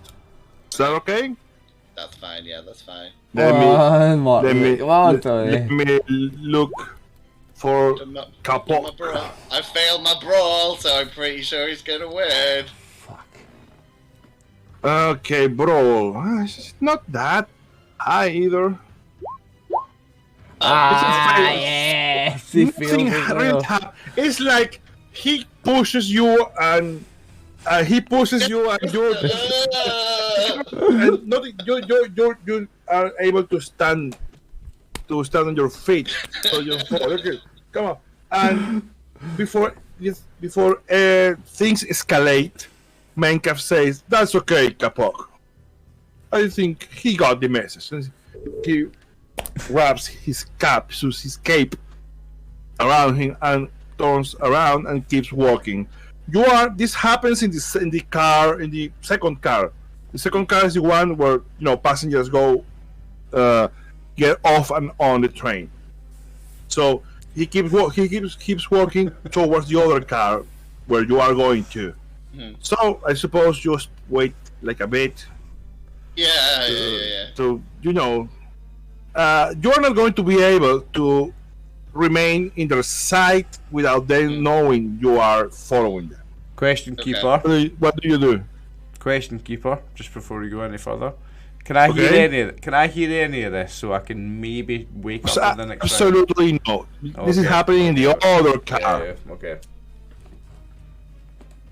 So, Tony, okay, they leave your side, they enter the other car. What do you do? Tony's a little bit like, I don't know, riled up. I'm guessing he'd probably pound the walls of the car a bit and then just walk angrily back to his carriage. He's just, Okay, Tony. Yeah. As you angrily walk back to your cabin, you enter the first car. Okay? And you start walking towards your cabin, and you could swear that you saw a shadow move. Like something creeping along the shadows, because the hallway is very shadowy. It's night. It's only gaslight what lets it. So there are a lot of shadows in this hallway, and you could swear something like moved between the shadows. Okay. Can I try and look a bit harder where that happened? Just like investigate a bit. Yes. You can. Actually, you don't need to roll, because if you focus harder, try to follow this. It's not particular. This is not trying to particularly being stealthy, even if it could. So you stand there watching those shadows, and from one shadow, this long shadow extends through the hallway, and it has some claws and a face. Right. Like it's a human face, but like deformed, elongated, and this shadow like extends over you. Give me a sanity roll, please. Okay. I think Tony. I'm quite scared, so Tony's definitely scared. Okay. Oh shit, my sanity's not good either. Okay. All right, that's a success. Yes, I'm fine. Oh, nice, Martin, mate. You lose 1 point of sanity. Okay. I can deal with Okay. that. To deal with that, okay, and what do you do? This shadow is just standing there, but you have you can do something. The shadow is not moving now. Run? No, I think this isn't a good idea, but I'm role playing, so I think Tony would be like, "Fuck this," and just hit where the shadow is. Like he's just, You hit the shadow, but you just hit the wall. That's fine. That's just what you do. You just hit it. The shadow just moves from like this shadowy part of the car. It darts away to another shadow in the hallway, like moving between the shadows. Is there any way I can turn the gas lanterns on more so it's like more light? Can I like play with it a bit, or? Oh yeah, these are like fixed lamps. Okay, you could.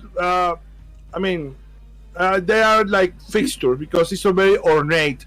So it's not as crude as just a lantern, a gas light lantern just hanging there. Yeah. Okay. So it could be really difficult to do so. I think Tony, you'll probably stand there for a few minutes just looking around and seeing if you can see any more shadows darting around. Yeah, it keeps darting around you, like circling about you. You feel like you're being toyed with, like something could jump out of the shadows literally at any moment. What do you do? No, now he's running. I said he's hit it, he's looked at it, now he's running. But proper like that. He's like Terminator running, like that, down all the corridors. Okay, you run away. You run away and just slam your door behind you. And Harry wakes up like, oh, what's oh Anthony. Good Lord, man, you gave me a scare. What happened? I'm like out of breath. I'm like, Medcap, Shadow, Beast things. That's not what he said. Who? Mancap who? You know the man that Julius says is after us? He's on the train and he knows about us because I have fallen over. Is this Harold he's speaking to you? Yeah, the guy. Yeah. Yeah, this is Harry. Harold's. Yeah. Whoa. Oh. Well, that's the problem, I guess. Well, you know, Harry's that kind of absent-minded professor who isn't really used to. We've already got an absent-minded professor next door. We've got one of those. He's not absent-minded, he's sleeping. And he. Well, anyway, we are on a high-class train surrounded by people. He cannot do anything here. Nah, Tony's like, shadow people, crap. He's like, what shadows, man? How you been doing? How you been drinking, Mr. Taylor? Little bit, couple of pints. Well, man, just sleep it off. It will pass in the morning. Shadow people. I'm gonna say Tony's gonna grab his whatever is on the bed, like the mattress, and sleep against the door. Like he's gonna sleep, but he's like he's not gonna let anyone in that door. Okay. And the lights are going up as high as they can. Yeah, you turn and Harry. But good Lord, Tony, I'm trying to sleep here. Tony's like, no. I mean, he can intimidate, but he's just going to be like in his face. No, it's like no, it's no. Okay, you. Come on. Well, okay. And he just mildly annoyed. He just wraps his head around his blanket and tries to. Yeah. You turn off all the gas lights. You know, it's bright in your room. So, did I hear anything yet? No, it's like there was not a big commotion, just a guy running to his room, and yeah. So, wishful thinking. The next day, technically the second day of this trip. Is that Thursday now? Yeah, it's Thursday. Well, first of all, at what time do you guys think you wake up? 4:30 over there. Okay. Yeah, I'm guessing like Charles has been like sleeping all the trip. And all people don't sleep much, like they wake up really early.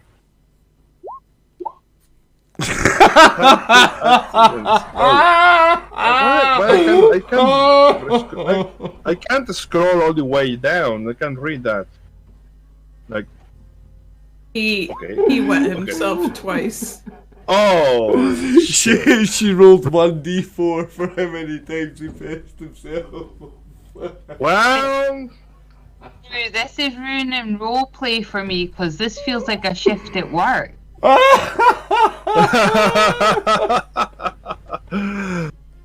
He probably needs to be in a home. Just please don't know. I'm bunking with him. I wake up just fucking smelling piss. Your accident during the night. Wait, what time is it, Charles? When I get up, Yeah. Probably like 5 a.m. Nice. Okay, well, you wake up and, well, after cleaning yourself up and all that stuff, what do you do? Do you wake Angus? Angus, do you wake when Charles wakes up, or what? I was just typing it, pretends to sleep while Charles cleans up his mess. I go into the hallway and find the conductor. Some drunkard pissed in my bed last night. I'm gonna need fresh sheets. Thank you. Quietly go back into the cabin. Oh, that's terrible, monsieur. Oh, well, don't worry, monsieur. We will have fresh sheets for you. Thank you. I'll just go back in the cabin quietly, and I'll sit not in the bed, but I don't know if there's like a chair or something in there, and I'll just take out my notepad and start writing a letter to my son. I've been awake for hours, but as soon as the guy comes in and cleans those sheets, I'll be like, and pretend to wake up. Oh, good morning, okay. Charles.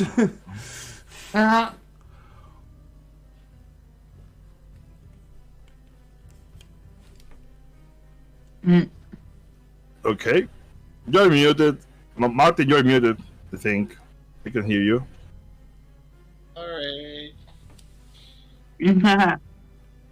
Alright. Okay, you guys, well, what do you do? It's about, 6 in the morning after Charles finishes cleaning himself up and, like, telling the conductor that some drunk are pissed bed. Yeah, at the moment I know nothing. I know nothing. All I know is the old man pissed the bed and we pretended he didn't do it. Anything that happened last night, I know nothing about it. No, of course not. So what do you want to do? Do you pass time doing what? They told you that breakfast is served at 9 o'clock. I'll probably be up around 7. Get dressed, get sorted, and then be around to meet the guys for like 8 o'clock. No. So we had an hour before breakfast. Well, okay. Charles, you spend most of the morning after you finish your business writing a letter. Exactly because Orient Express is exactly in his schedule, exactly at 6:41 a.m. the train stops in Stuttgart. And you're writing your letter, and give me a spot hidden check. Was that 6:41 a.m., Leo? Sorry? Was that it's 6:41 a.m.? 6:41 a.m. Good job, Merryweather. Oh, nice roll. Okay, Charles. You are writing where you casually look through the window just to see the sights, like maybe doing some tourism through the window. You have never been in Germany. You see this suspicious man from the platform get off the train with his little suitcase and walking off the platform away from there.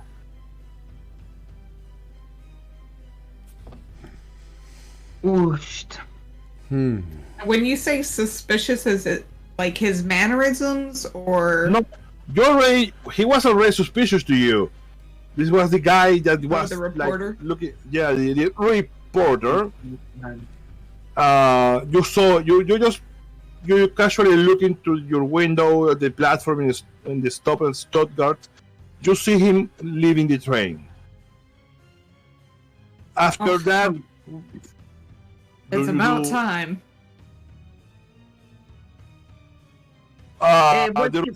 What's he wearing when he leaves? I'm not there, but no, you see him just with the exact suit you saw him yesterday. Nothing else, just him leaving the train. You recognize him because you, of course, saw him before, but that's the only thing that catches your eye while you write your letter in the morning. So, if you guys don't do anything else until you are called for breakfast, or you want to do something before? Were we not good? Sorry. I was going to say Tony would probably come and meet everyone at 8:30 and just say about the fun ball, like he tried to stalk him, and then say very quietly, like, maybe some shadows played with him, but he'll really play it down. He will still tell you guys there was some strange, shadowy stuff that happened to him on the way back. Yeah, Harry's there with you guys, because if you I suppose you want to then convene before breakfast. So Harry says, well, yeah, Tony was like mumbling something about shadows, and he brought the lights high during the night. I barely got to sleep, man. You have to stop doing that, Tony. I'm not a young man anymore. I need my sleep.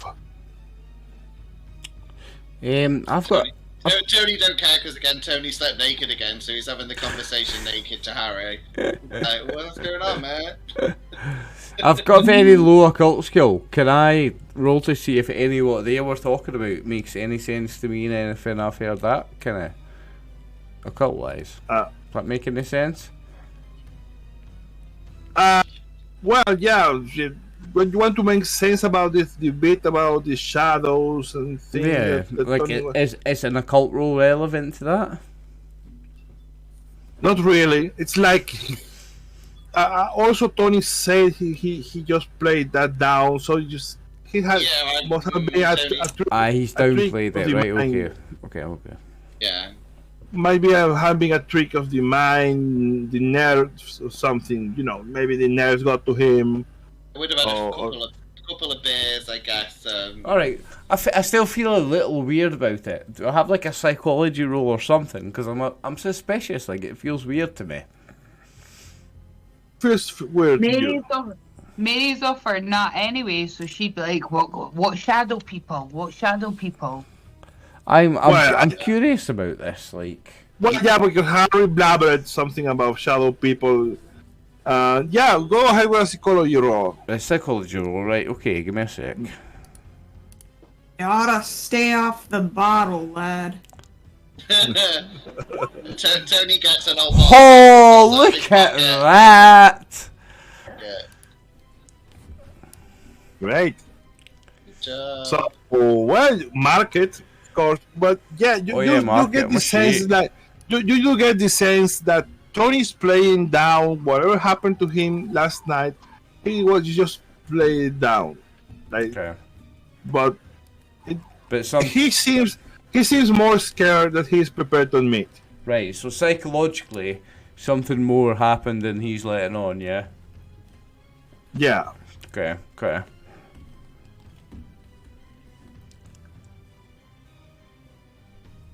Well, if I'm on to you, Tony. I'm gonna say if Angus was giving him certain looks after this, he might maybe go and talk to Angus later or something about it more in depth, maybe. So I would have obviously mentioned what happened again while Tony and I were in the fucking bar place, and then obviously get him to like back up what I had told Angus the night before.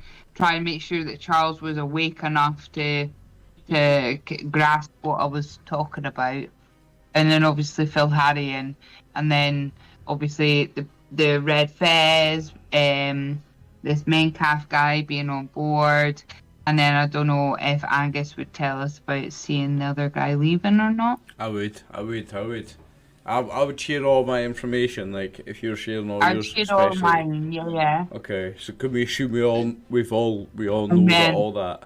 I would just say, like, guys, I feel like we really need to come up with some sort of solid story, at least to a cover story for appearance's sake, at the least. I think I mentioned that Charles might have been my dad. perhaps we're here, you guys are associates of his, that I'm accompanying him on a business trip. I don't know. Like, what do you think? That works. I'm his junior business partner, and he's a senior business partner. You're taking over. I'm just here because he's not well. Like, I'm traveling with him. Tony's security guard because he's a wealthy man or whatever. That works. You think? Yeah. Nah. Nice. Okay. I think you need to start going to bed earlier, and you wouldn't get in this trouble. I would just. Yes, I'd quietly say Tony and Angus and that on the side, like, we'll play on like the dementia. We'll play on the. Like, what do you mean play on it? You mean the open dementia that he has? Just But it's in case he lets something slip. I don't trust his faculties all the time. Yeah, I reckon he's got a whole gun in his beard. I reckon eventually he'll just like get the gun out like that. Great. Okay. I love you just keep rolling listen checks. If I heard it, I was gonna counter it. You said I'm sure Tony bought you an air horn to like do that.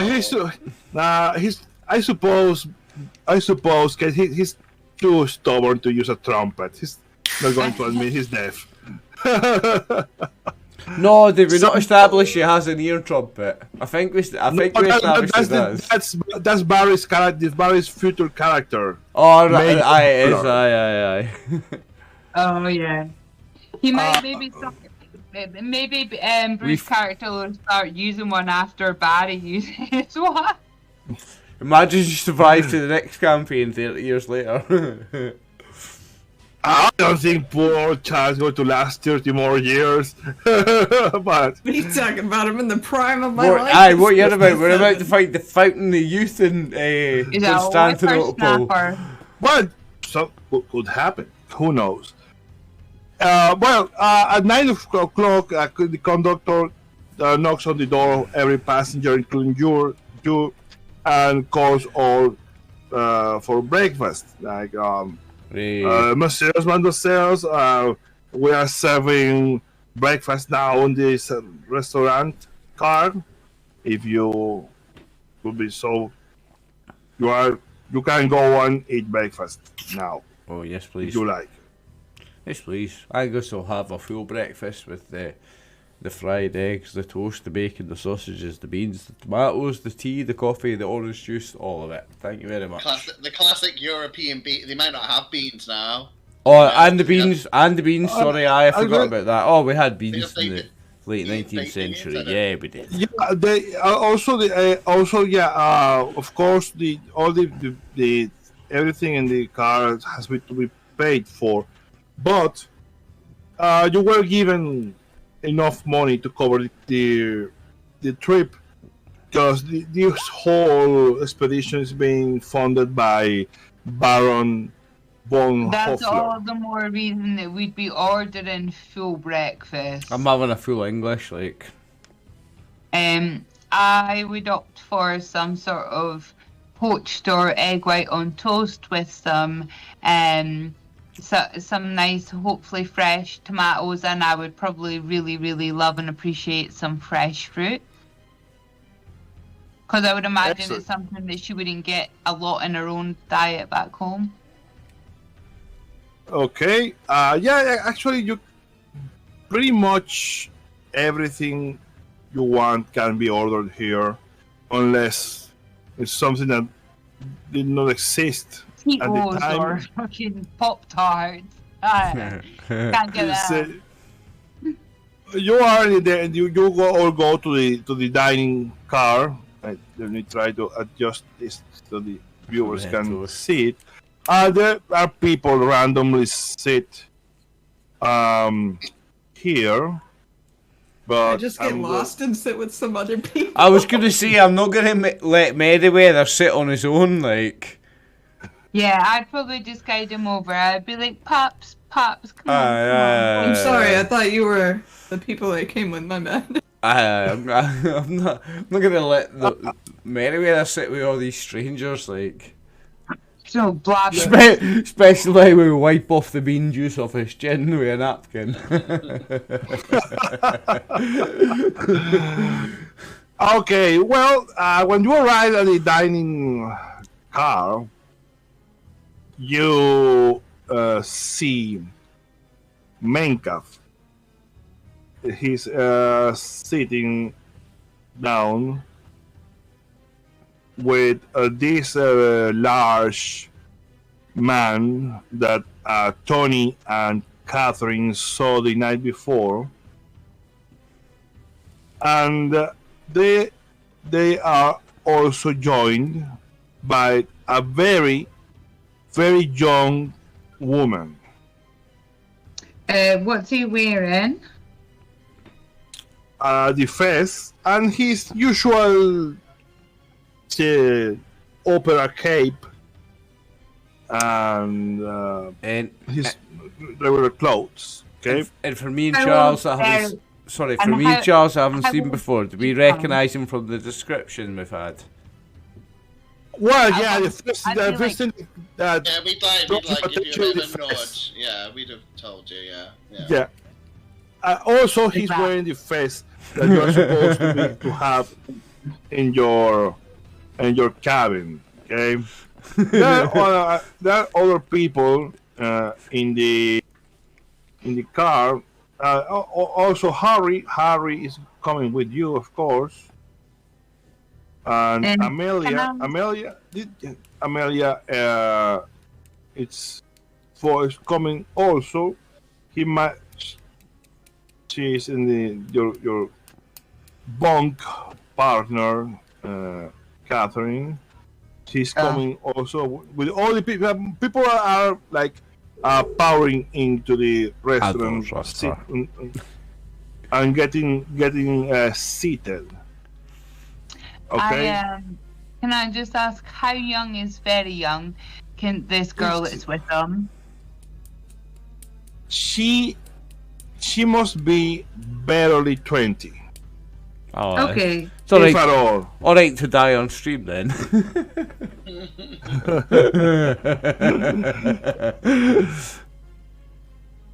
Here, did let Clementine be killed on stream? Don't be scared about a bloody 20-year-old. I never made that game. That was Telltale Games. That was nothing to do with me. Sorry, off topic, out of character.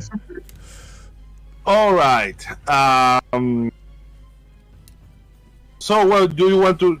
There's people. There are some booths open for 4, but you really can sit wherever you want. I'd like to sit in a 4 because I don't want this bitch from a cabin to come in. Yeah, we'll make her sit with Harry. They can have a little chat. I'd be like, come on, Paps, let's go in here, and then you find one place to sit. Where you want to go? Behind Menkav or across Menkav or in front of Menkav? Behind Menkav would be good because then we could carry on this fake story and have fake business conversation while we're listening to them. No? Yeah, that's a good idea. Yeah. You want to sit next to them? Behind them. Well, behind, like next in the. Yeah, Harry. Yeah, Harry sees you. You feel the booth, and he says, "Oh, don't worry about me. I'm just going to mingle." And he just sits with some passengers and starts talking about. And Amelia too. She just sits down alone. I'd maybe like acknowledge Amelia and be like, "Oh, I'm sorry. I have to sit with my dad. But if you like, our friend, what's he called, Henry, is over there. If you'd like to, he would be happy to accompany you for breakfast." Okay, that's perfect. And as soon as Tony sees Mencap and sits down, he has the waiter to send drinks to all of Mencap's table, even if it's early. Stop doing that! Stop doing it! Because he feels like a dick from last night, so he's sending them like apology drinks. I know, So... but you even more attention to us.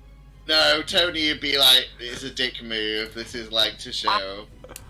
I'm gonna throat punch Tony when we get back.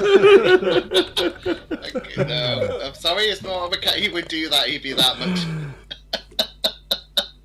Okay, perfect. Then so you start like you want to start like talking about your supposed business trip and stuff like Fakeness. fake. Okay, do we want to do some kind of role? Could be fast. Always. Yeah. Could be fast talk. Hold on. I'm going to allow one of you to do it. Hey, good luck, guys. You're killing it so far. Like, problem is that you are not really dressed up like businessman or wealthy businessman. You know, Charles, you're wearing a really old suit. Yeah, but it's quite obviously like a family ran friend of a family. Yeah, you know how much costs a ticket here? It's £58. That's equivalent to $260 in the 20. No, lots more. No, it's lots more. I looked on the website. Lots more than that. More. Like $20,000. Because these guys have paid no attention to detail whatsoever. At least Catherine has made a little bit of effort to attempt to fit in. These absolute scruffy fucks have just turned up. But I'm surprised they even let you on. Like Leonardo DiCaprio getting on the Titanic. Why are you talking to your father like this right now? I wouldn't tell you like that. You'd have like old man clothes on, surely. Like. Yeah, I hope Tony's just got nice hunting gear on. He always looks okay. He's got some. Yeah, you're going to a safari, not a business trip. Yeah. So yeah, it's going to be with a penalty die. What are we getting penalty die for? Fast talk. I haven't got fast talk. You've got fast talk, haven't you, Tammy? You've got fast talk, I think. Or no, I've got it's only 5. Yeah, you only want one roll, Leo, or is it a group roll? It's one roll. One of you. Well, I'm going to. Okay. Hold on, Leo. You're participating, so yeah. I wasn't participating. I can't roll for that. Listen, what if I was to roll for disguise instead? Because it's worse. It will be worse because the disguises are terrible. Maybe yours, but the disguises are terrible. But if I'm a young, attractive, like sort of well put together looking woman, they're not really going to be paying much attention to these scruffy guys, ill-fitting suits. Really, if mine's is good enough. Actually, that's what's dragging you down. Their clothes. I'm a handsome man. My suit's really nice. It just doesn't fit well. Yeah, because you see people here. For example, okay, well, this girl, Amelia, looks like she's not dressed like a lady. She's more like traveler's clothes. She looks more like a rich, adventurous girl, but her clothes are pressed, are fine clothes, and you see there are, in fact, in one of the tables you can see this woman you saw yesterday with really fine clothes, super fine clothes and jewelry, sitting with another woman, more less. She's not dressed as well, but she has the entire. He's older, and she looks like a servant, a maid. Is that Catherine? She's a very. Catherine's Russian friend is sitting with this woman. No. No. That's Amelia. Oh, okay. All right. Okay. Amelia, Yeah. All right. Yeah. Okay. We got our first bot. Oh shit. You got a yes. bot. You got a bot in your Twitch, mate. I thought Are my you- attempt at getting to use disguise was quite good. Are you watching, Well, I bot? thought it was a good idea. Are you watching, bot? Are you watching, bot? Send that on to your mother. Send that right on to your mother, you wee motherfucker. Oh, he's out. Long ago, he's out of here. Good. Well, yeah. So it's going to be a fast talk. Like you are trying to talk as if you were businessmen on a trip. Okay, So Leo, you need to stop. I have an idea, but you're totally free to shoot it down. My idea is Tony is going to use his intimidate to kind of like bang down on the table and be like, I can't believe they didn't load your luggage and you have to wear these rags. This is ridiculous. Try to like make sense of why. But you can say no. You can say no. Okay, let's do 2 rolls. Okay? If your intimidation roll works, you are going to eliminate Catherine's penalty. Sounds good? Okay. Yeah, that's what I was trying to go for. Okay. Let's see how angry Tony can be.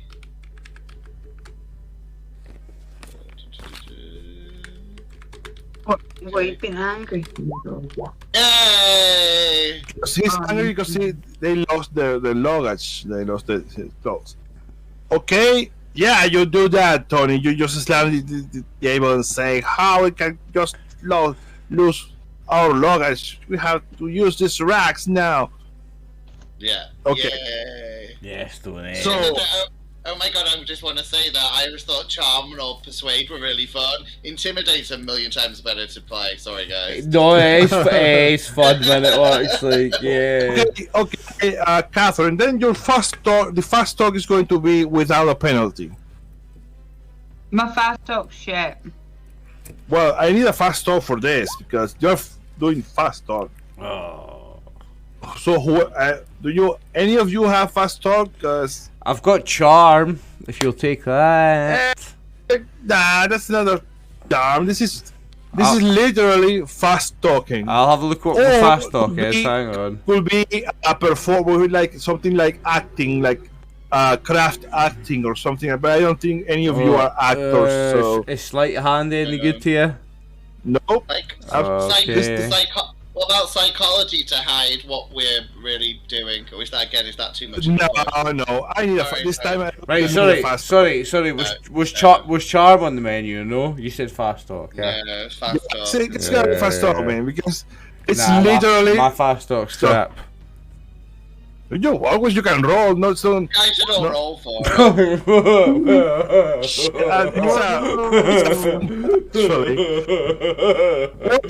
The fumble is Oh, I yeah. wish I hadn't bothered. That was close. Yeah, well, you start like talking, and you start you end up like entangling yourself in your own lies, and after a while you realize that you have been talking just nothing really believable. Like, and some people around the restaurant are like looking at you like, what's up with this man? Absolutely fucked it. So, yeah, this is not no one is going to buy your A shitty your story. pitch. Yeah. But okay, one thing during all this episode while you are eating and trying to pass yourself as businessman on a trip, you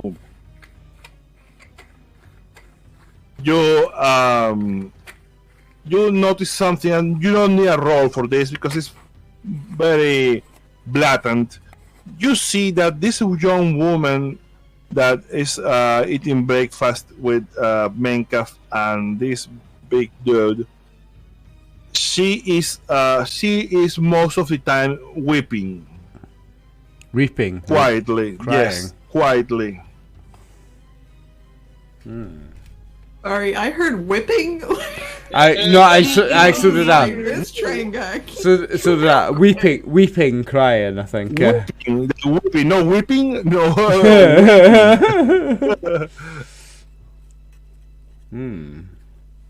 Not weeping. Like, and this no. and this is this woman that's Mencap's companion, eh?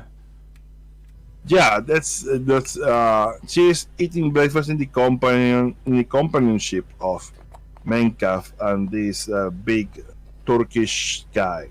Is she crying while she's eating her breakfast? Is it that bad? Yeah, because it's not a cry like crying. It's like more like a weep, quietly weeping.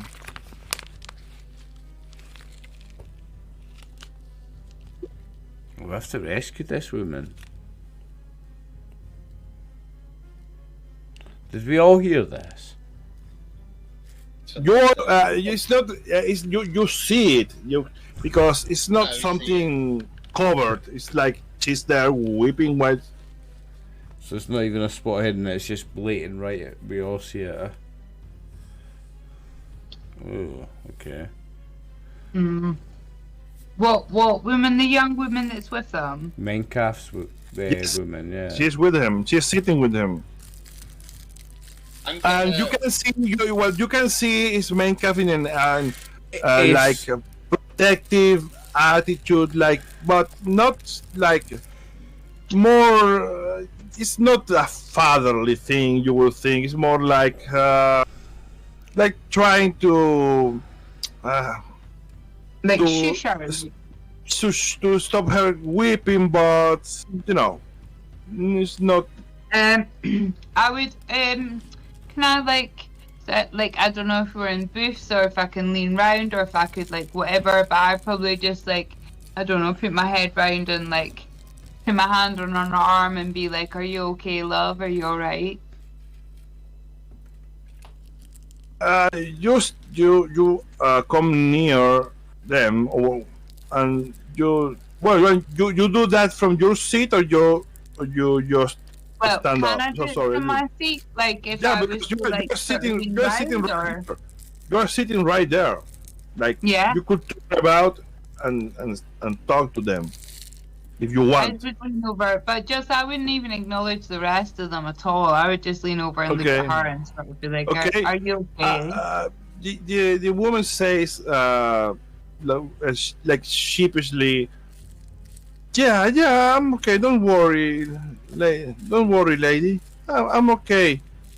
And the other men look at you like you are intruding, but they don't say anything. They can look at me however the fuck they want to. I was speaking to her.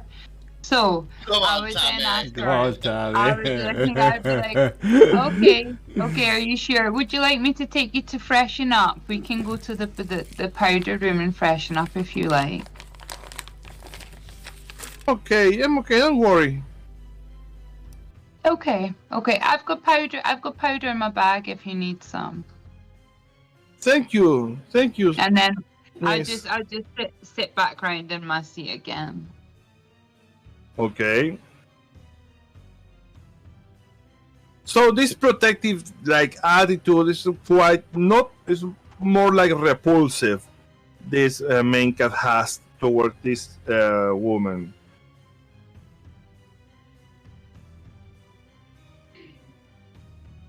Is he being outwardly repulsive to her, or is it just that we can tell that that's how it is?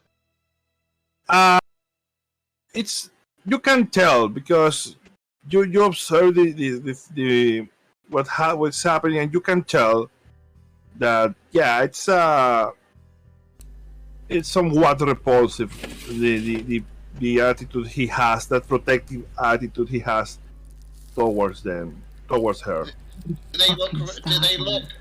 Again, I don't mind rolling. Do they look like they are related? Like he could be No, absolutely no. No, absolutely no. They don't look related. Like she's like blonde. And am I witnessing this? Am I seeing this? Yes, it's plain to all to see. But you know, the rest of the people really don't mind. They don't. I do though. Mind I do though. When a woman standing up for a woman being treated badly by her man, I'm gonna fucking stand up next to her and say. Right, but listen, there's being a hero and standing up for a man, and then there's like getting on with the mission of the fact that this Fez fucking hat like eats boiled. Do you remember what we seen? Yeah, oh yeah. Like we need to like thingy. Like if I manage to keep my tongue in check and just be pleasant to that woman, that's what I'm looking out for. Then you can manage to. Tommy, the funniest thing is I could kind of stealthily move round that's and what just I mean. like steal his hat. No, that's what I mean. I'm just standing up next to Catherine and gently placing my hand on her arm when she maybe says too much. Like so. Okay, what do you want to do, Angus? Then.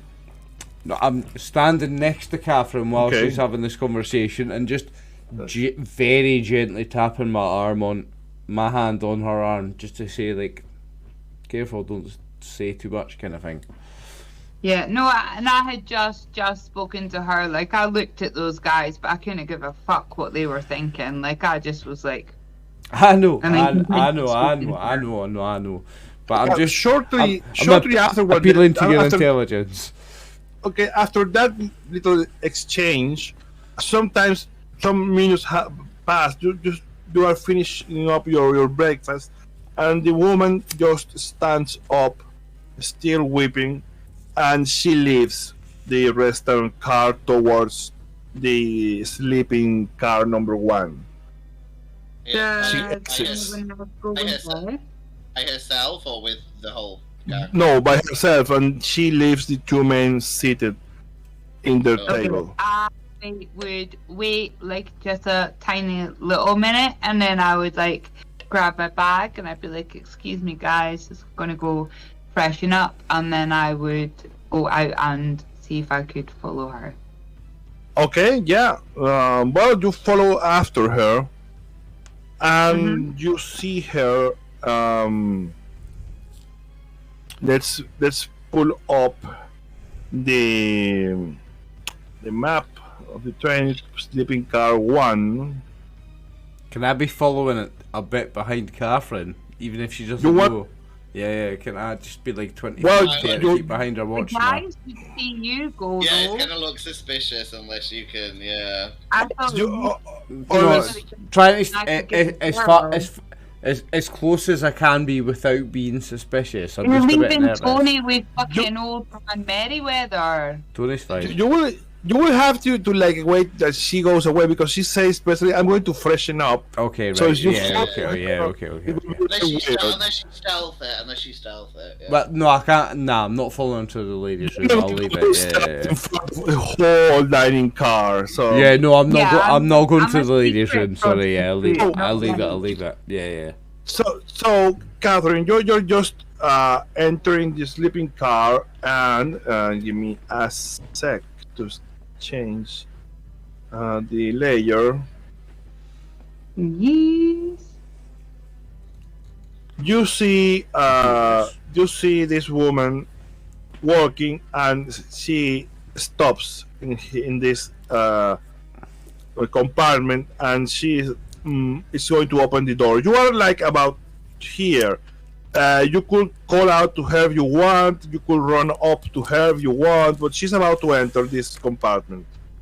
Yeah, I would probably just like run at her, but I'd pick up the pace a little bit, and I'd be like, "Excuse me, sweetheart, hold on." I was like, "I just want to make sure that you're all right."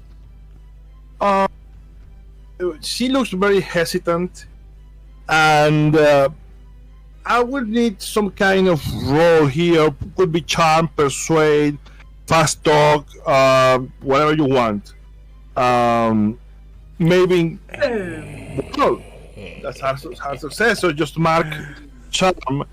and yeah, she tells you, well, you will see, miss, it's my husband. We were on a honeymoon in Paris, and well, he has not been well since. We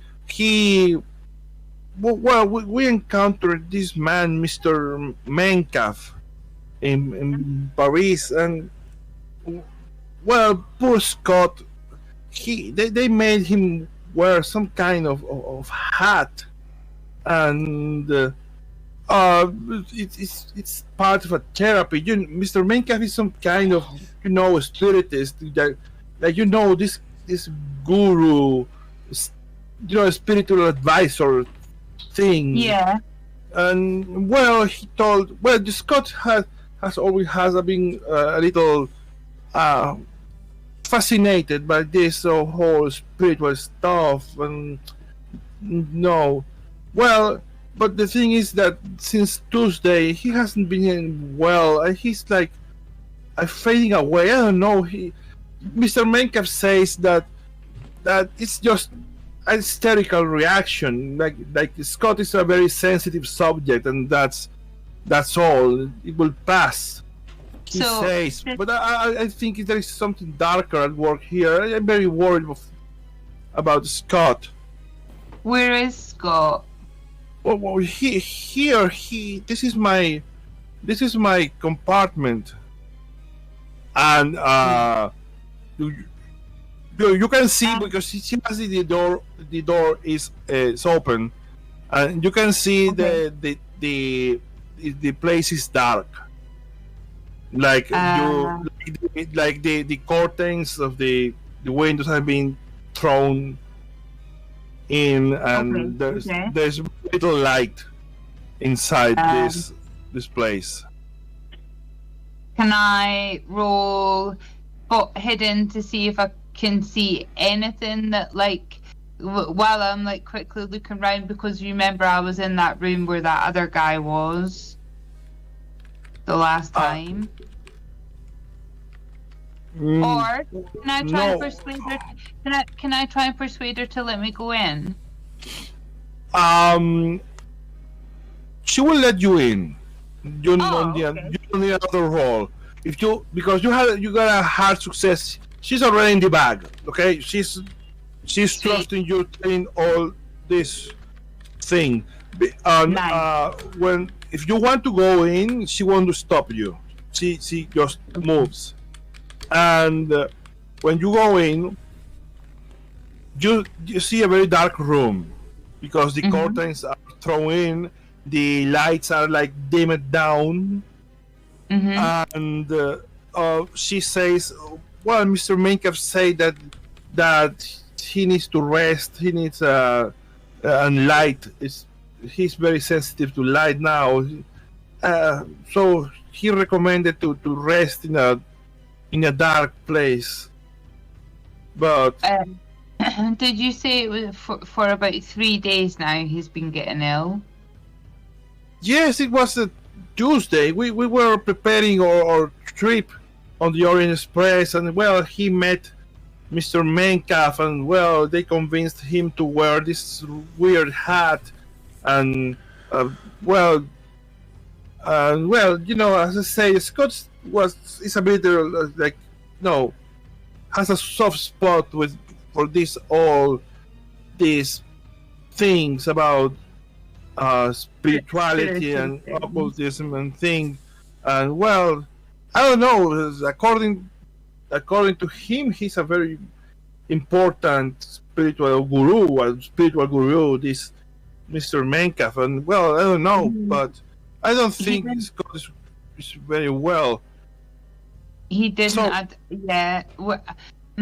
Has Scott? Did he take the hat off? Like, he's not still wearing the hat? No. Mr. Mencaf said it's very important that he doesn't remove it, but I tried to push it from his head, like an accident. but it felt really I felt really weird, and the hat didn't come off, but I didn't try. As you were talking inside this dark room, Catherine, you can see a shadow elongating. Yeah. At one side of you, right beside you.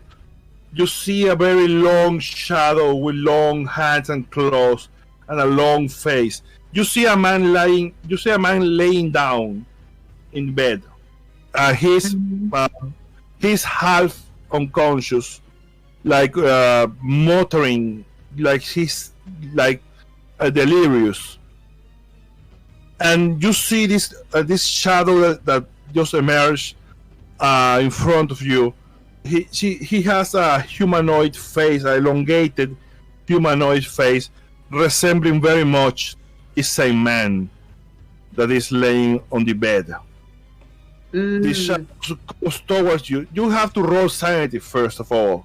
Oh no! You know, I was going to buy you a drink at breakfast to help you get it, and I forgot. I needed that. We've all been dreading. Hold on, is it in combat? Hi, Tammy. Fucking succeed, Tammy, please. I'm joking. My prayers are with you. Come on. Why is it not? Oh, come on! Come on! Okay, I can't believe this. Yes, Tammy. But it will cost you 1 point of sanity. It's worth it. That's amazing. That was a nice roll, man.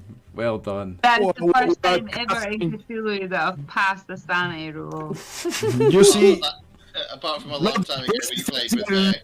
You have, and you still passed. I was preparing myself for the craziest thing that could happen here, but you held it together.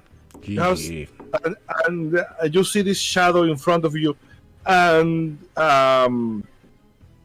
the woman just opens her eyes like wide, like, what's that? And she faints out. And she's out. You're there alone with this in this dark room with this shadow. Catherine, what do you do? In fact, what's your dexterity? My dex is 60. Where are you, Mr. Shadow? No, this is going in 95. Oh, fuck Shadow off. is a shadow. Oh, so Catherine, this shadow just lunges at you and covers you. Everything. You are suddenly all is black.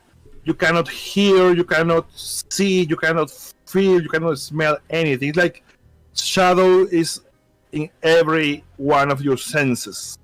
You feel like entering through your nostrils, ears, mouth, eyes, and you are in that total, absolute darkness and silence. Roll 1d10. Oh my god, is this for like how many sanity points we're gonna lose? Leo, can we just check? Because I reckon if she'd been gone like 10-15 minutes, we would go after her, I'm guessing as well. Ooh, she might have just survived with that roll, like... 5 minutes, like... also, she was going to the powder room. It's not going to be like... Yeah, that's what I meant. So if it'd been like more than 10 minutes, one of us, I think, would have gone and... In due time, oh. yes, but... Yeah. Welcome, Raiders. Okay, so, that's fine. What was the roll again? Okay, you are totally incapacitated for 2 rounds. And you begin to feel like dozens of invisible hands begin to tear and pluck at you. Mm-hmm. And you take 1d4 points of damage. What? And I'm going to roll that. Because that's... Oh, you can roll it. Well, you take Oh, sorry, did you want to roll? Go for it, you roll. Actually, normally the keeper rolls damage for the enemies. Yeah. So Go for it, Lino. Go for it. okay, it's a little. Yes. Yeah, sorry, that was my bad. Definitely So- you roll. Sadly, okay. Well, actually, 2 rounds. It's about 12 seconds. Right. So No. about what seems to be to you an eternity, you just feel your senses again. But this experience has just overwhelmed you, and you lose 1d6 points of sanity. Oh.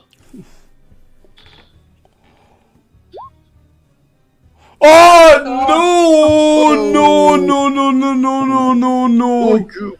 Well, that's about Oh. an temporary insanity. So, Oh, fuck, Catherine. Oliver, how much time do we have left for the stream? I'm happy to go as long as anybody else wants to go. Yeah, well, at least till Tammy can fucking Aye, get Just- killed. yeah. This was just I didn't take it when you rolled me 40 minutes ago. I didn't take the time, so I don't know how much time do Nah, has play, passed. play on. We've just been raided by 1 million viewers on Twitch. Play on. I'm fine Alright. for whatever you guys need tonight. I'm fine, yeah. Yeah, play Okay, on. I I'm not don't working have a tomorrow. problem then. So let's go. Let's go with what kind of bout of madness do you think would be appropriate for Catherine now? Okay. Well, first of all, let's be fair. Just roll intelligence to see if your mind protects you against this experience. Nah, this happens to me all the time. I fail sanity, pass intel. Oh yeah, All right. Yes. So done it. you are not victims of bout of sanity. You lost this amount of points, but it is enough to bring you to temporary insanity.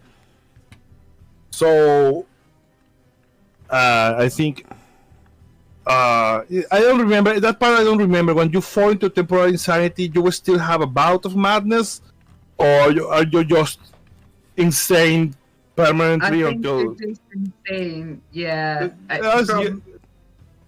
Let me check super real quick. You're the Just- GM, Leo. You decide. Yeah, but I want to be fair. I want to be fair, and I really don't remember that, and I don't. I know because of the time limit, but could one of us roll for luck to say we have a feeling that something's wrong, and then this has already happened to see which he runs around crazy. You know what? I don't, because this is a really important moment, and it has been so long since someone has been temporarily insane in a game with me, because or they die or they usually die or the game ends. Leo. Let me look for it real quick. It's the fate of Catherine. We've all been waiting for it. We've been counting down for it. Yeah, I mean, I'm surprised you did really well this episode. I think really to do all this. So To make it to 3 sessions without starting sanity, you've done well. I want to see the fate though. The fate. What's going to happen to her? you can come back. Yeah. Let's go with that. Let me just a little second to. While working out dice rolls and stuff. Welcome, No, raiders. this is not temporary. It's indefinite. It's indefinite sanity. You're fully insane forever. No, it's not forever. It's like for a long period of time. Since it could be months, it could be weeks. Like she needs to go away in a home to get it fixed, kind of thing. Yeah, or pass a long time just resting. Hey, cat, don't bite. Got excited for you, Tammy. The cat's trying to help you. She's trying to press buttons for you. And I love that. That's my favourite. Oh, it's the other one this time. Oh. The only thing, I know how it works, but the only thing I don't remember is that when you fall into indefinite insanity, you immediately go into a bout of madness or not. That's it. I think you do because, and the only reason that I know that is because it happened to one of my other characters in Andy's game. And yeah, I but did you went bout of madness? I did. I didn't think. Oliver. I think she goes violently mad for 1D something rounds. Yeah. Here, did this not happen in the milking room as well? I think she goes violently mad for 1D something rounds. It didn't happen in the milking room because it wasn't. I mean, the thing is that you at the same time failed. You went into a bout of madness because you went over 5 in one go. Okay. But you now averted the bout of madness because of the loss. But entering into indefinite insanity, I don't remember. I don't really remember if you went into 1, because I think I remember that it does, but no. I'm just searching for it. Give me just a little second. At least you're not dead, Tammy. You're just super, super crazy. Aye, still not dead. Still not dead, mate. Still not dead. I could just roll it out and be done with it, but I want to be fair because this is a very critical moment. A super critical moment. That none of us know any of this, right? That, hold on, guys. My laptop's just died, like dead, a death. You're gonna have to give him a minute. You're making it more tense, Tammy, for us. Oh, come on. Making it tense for my life right now. Survive. The whole world, the whole world is watching, like.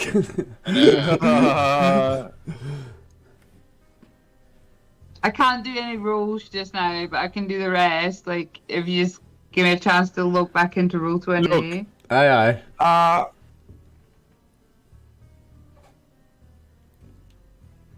Fuck, it's never been more tense, like. No. You're not dying, which is nice. You just, unless you jump out of a window in a minute, you're just gonna go crazy. Look, to be fair, we all knew this was coming.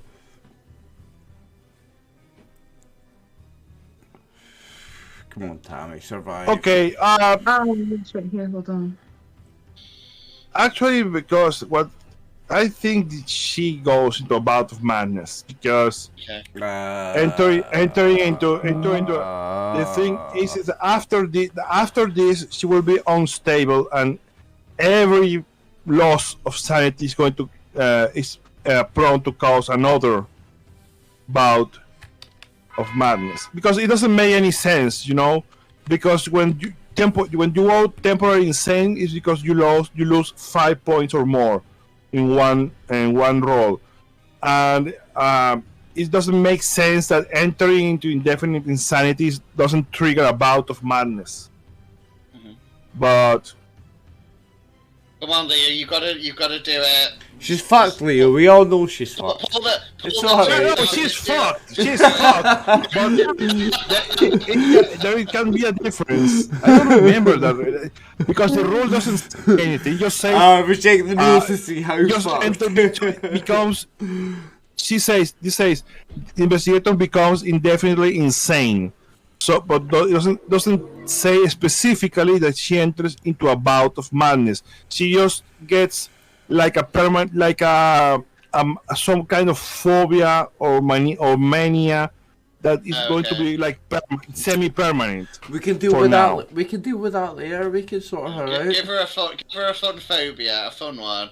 Like are you scared of the dark, Tammy? Scared of trains. Scared of trains. Scared of trains. Tammy, you just this is too much. mean. You might I scared the trains. It'll ruin the whole campaign for her. What did you say? Scared the trains. You just black out. Worst phobia you could have.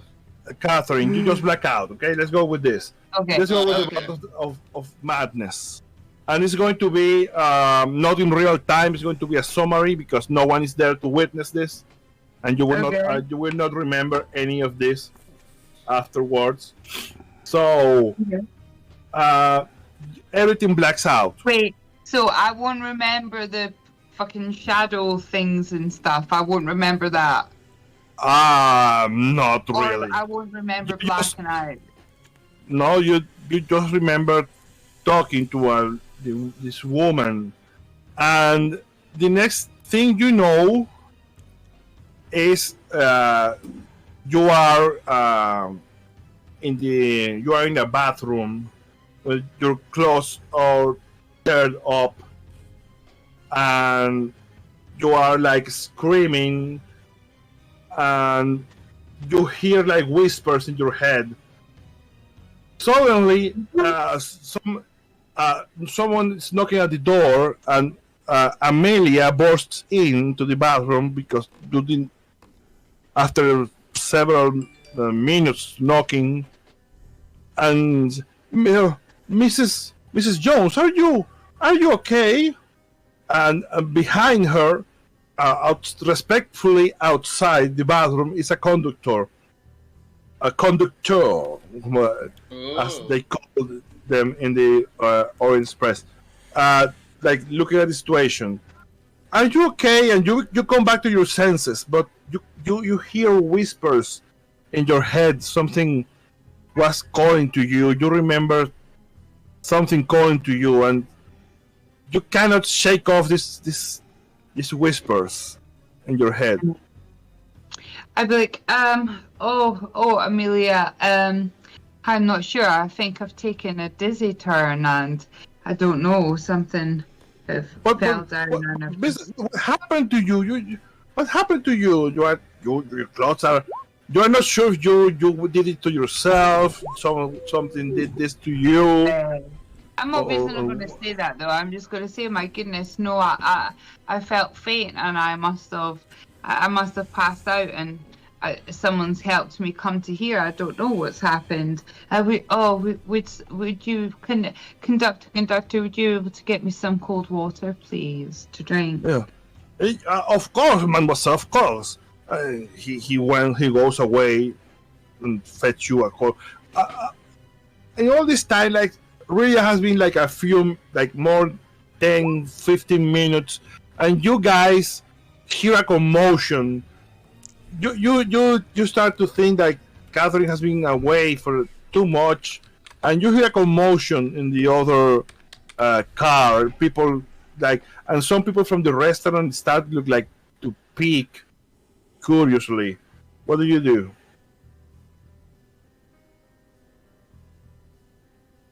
Me or the other guys? No, the other guys. The other guys. Yeah. Come on, guys, wake up! I've been gone ages. There's shouting happening. Have we watched this whole conversation with you? Not yet. You just if you when this happens, you stand up and follow the commotion. You will pass through the sleeping car where you are, and you will see this woman Amelia, like in the door of the bathroom that is in the hallway. And the conductor just like you see the conductor like coming back into the hallway like very quickly. I give Charles a kick on the ankle and wake him up. Charles. What? So Charles. You stumble into this conductor that he's just like quickly going to the restaurant car, and what you see when you like in the middle of the hallway, there is a door open. This door, and there are a couple. You see Mencaf, and another conductor, like holding this young woman. She looks like she has fainted, and they are trying like to reanimate her. And the conductor is there like trying to be himself useful, but he doesn't know what to do really. And Metcalf is kneeling now and looking at the girl and trying to reanimate her. And he says something like, "What happened? What happened here, Ellie? Ellie, what happened here?" He's reanimating her. Yeah, because she's like she has fainted. She's unconscious. But there is another commotion further into the hallway near the bathroom at the end. Can I hear Catherine? Can I hear her voice? Yeah, you hear her voice. I'm moving in her. I'm moving in her to direction. In fact, by the time you are there, if you let yourself be helped, Catherine, Amelia's trying to help you on your feet. Yeah. Taking you out of the bathroom. Yeah. No, that's fine. I just wanted the conductor to piss off. Like, I don't trust him. So You still that's why hear I whispers. I'm Still whispers in your I'm head. moving in Catherine's direction if it helps. Yeah, me too. I think Tony would be like running again. He's already a bit weird about the shadows from last night. Yeah, but you don't know. She I encountered know, the but shadows. he's a little bit like, if she's been gone You'll a bit. be and on then- edge. Yeah, he's a bit, she's been gone like 10 minutes yet, he'd be a bit like, and this girl's fault, passed out, he'd be like, there's something going on. So, well, what do you do, guys? You are all together there. Well, did you see we heard this or not? Me and Meriwether. Well, you heard all the commotion. You're supposed to come running down to bloody help me, so I'm not stuck with I sorry, right enough. I kicked Meriwether and woke him up. So, we are coming this way. Well, I am. Hopefully Meriwether is. Tony's already ahead. I'd probably stop where people are mingling or like collecting and be like, "What's going on? What's the commotion?" You have to pretend I'm your daughter, though. Remember? If I could remember that. I fucking love Meriwether. I spent the whole 6 minutes that Tammy was dying just feeding him different jams, so I was happy with that. Right. So yeah, well, you're being held by Amelia out of the bathroom and all, and you run into your friends. And they come to you. Well, you see Catherine. Her clothes are partially teared up, and she looks very disheveled and pale. Her eyes are like a bit, Well, I'm crazy. running towards her. If it helps. Yeah, I'll be running too. I suppose that Charles is going to be walking like. I tried to wake up Charles. I don't know if he woke up, but I tried to wake him up. No, He kicked my ankle. I did give you a solid boot in the ankle, like. Probably all swollen and bruised. So yeah, there you are. What do you do, guys? Check that. I'll be like, Amelia says, Rushing towards the guys.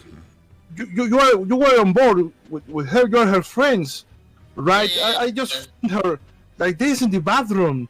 She didn't answer the door for like, I don't know, like 10 minutes. So I had to burst in the door and see if she was okay. And she's clearly not okay. Tony's going into full bloke mode and he's gonna like scoop her up and like just carry her. Go on, Tony. Yeah, he's just like, Yes, my man. no method. Yeah, he's scooping her up. My man. Okay, okay. I suppose I leave her with you. You should see a doctor or something. I don't know if there is a doctor aboard or something. That is a really good idea. I think I would probably sort of quietly say to Tony, like, please take me back to our quarters. We need to talk. Like, I don't know what's happening. You need to. Yeah. I would just like. I'll be aggressive and just like tell everyone to back off and just start walking back to her. Yeah, you managed to do that, Tony. Like you take her to her compartment, and the conductors also. I would probably just be like, I didn't have enough breakfast. I haven't. It was too warm. I haven't eaten enough. Just that, like on the way past, that people weren't like. Yes, but you still hear the whispers anyway. I know I do, but I'm trying to keep my shit together. Very honest. You are now in control, but you are very unstable. Anything that rattles you is going to send you off in another bout of madness. That means even 1 point of sanity is going to send you into a bout of madness. Oh, fuck. So, when you take her to the cabin, the conductor is just backing the people off too, because it's not like a crowd, because like I don't know, 20 people per car, and not everyone is there, so it's easy to go to your cabin. So you are there in your compartment, and you go to Tony's or well, wherever it takes me to, like, probably his, because I share with Amelia, so. I take you to Merryweather's and Angus's because it's the most, like, that we know everyone.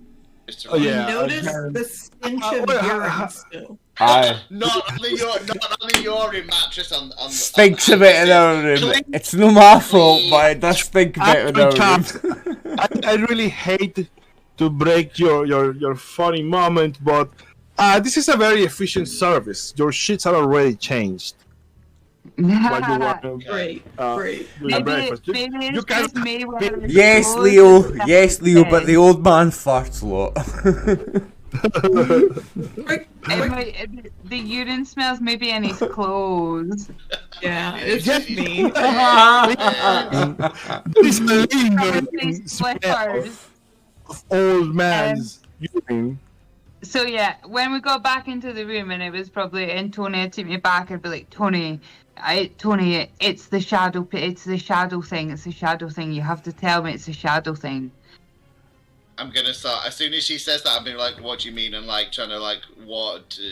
Tony gets upset again, and he's like, "What do you mean?" He's like, "Are you okay? But what happened? Did they?" Say, you know what I mean, Tony. You know what I mean. They're in here. The shadow things. The shadow thing. They got me. This is what happened. He immediately turns all the gas lights on super high again to give us some light because he's. I turn up all the lights with the lights way up. Okay. Just gonna try and calm Tammy down, but maybe like nicely talk about the shadows like he believes her because he knows, so she doesn't feel crazy. Quick question for clarification: the spell that we learned, the arrest Fez decline, that's only for people who are wearing the Fez, right? Okay. Yes, because you learn that if someone wears the Fez, he enters into in a state of decay, and each midnight, the course, or whatever you want to call it, it goes like a stage further, and the only way to prevent that is to cast this ritual before midnight. So I thought it was the red face decline. It's arrest face decline, so we can stop the damage from someone that's we can help somebody that's got it. Yeah. But you will the only way to keep someone with a face that the only way to keep it from happening is casting this ritual every day before midnight. Oh yeah, I do. And what? Do we know what casting it involves? Like, do we have to do like Yes. a ritual and stuff? Yes, you have the ritual. That But night, is it like a seance? Is it just like a somatic? Like, it's a ritual with certain chants Incense, and dancing and words. touching each other. And requires the sacrifice of like, if I remember correctly, requires the sacrifice of 5 power points. Each time is cost. It's every day to prevent the hat kind of sucking some. Yeah, okay. So yeah, basically, what did you learn? Because you still have that in your clues section. The research you did, you basically know that what happened to the poor guy back in the Durward Street was the fest that he went to the final stage of the decay. Okay, and yeah, you know that after 3 nights, the wearer dies. And retrospectively, thinking about it, we maybe could have saved his life, eh? So yeah. Yeah, So that poor guy. Well, I forgot about that spell. Plus, also, I'm batshit, so don't blame me. Understanding now what that spell can do, we maybe could have saved that geezer's life. Why Leo was saying Yeah. like at midnight, blah blah, had to go. I'm like, nah, we know why. So he's doing his spell stuff. Yeah. Well. But at least we Yeah. know So how you we know. can protect somebody from that with that now. Yeah. Guess we But should about the shadows, you don't know, and you haven't read anything about the shadows. Can I get one of the train guys to call the doctor to come and see Tammy, to make sure she's okay? Yes, I'm there's sure of course. or Angus would have done it, or Do Merryweather. you really Yeah. think getting the doctor to come see me while I've got all these little whispering voices in my head's a good No, idea? No, this it's is me. more to I'm give- the to- doctor. Yeah, to give you Oh, drugs. you're the. Yeah. Is there a doctor on board and is there a qualified psychiatrist on board? Are 2 different questions.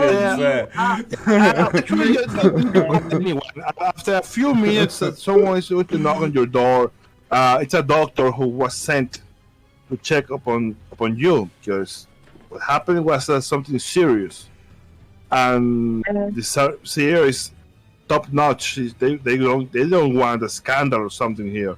So he comes to check you up, and yeah, well, you are wounded.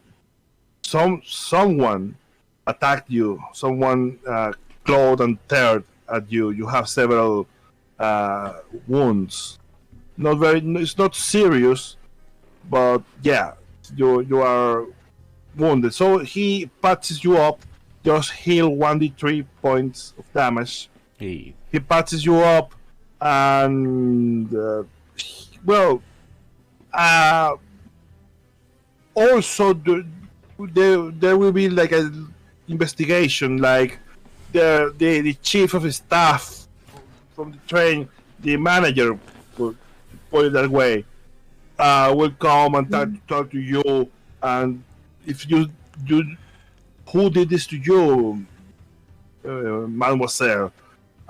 This is very serious. If someone attacked you, you have to tell us.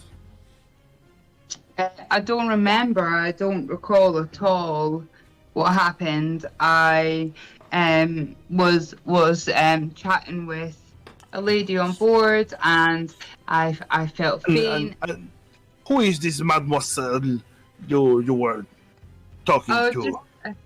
I'm not sure. Just a young lady that I had met in the dinner hall, and we passed each other in the corridor on the way back to our rooms. We were just exchanging pleasantries, and I don't know if I've ate something bad at dinner, or perhaps the travels maybe get into my head. But the next thing that I remember is waking up in the bathroom, and I would hate to think that someone had done something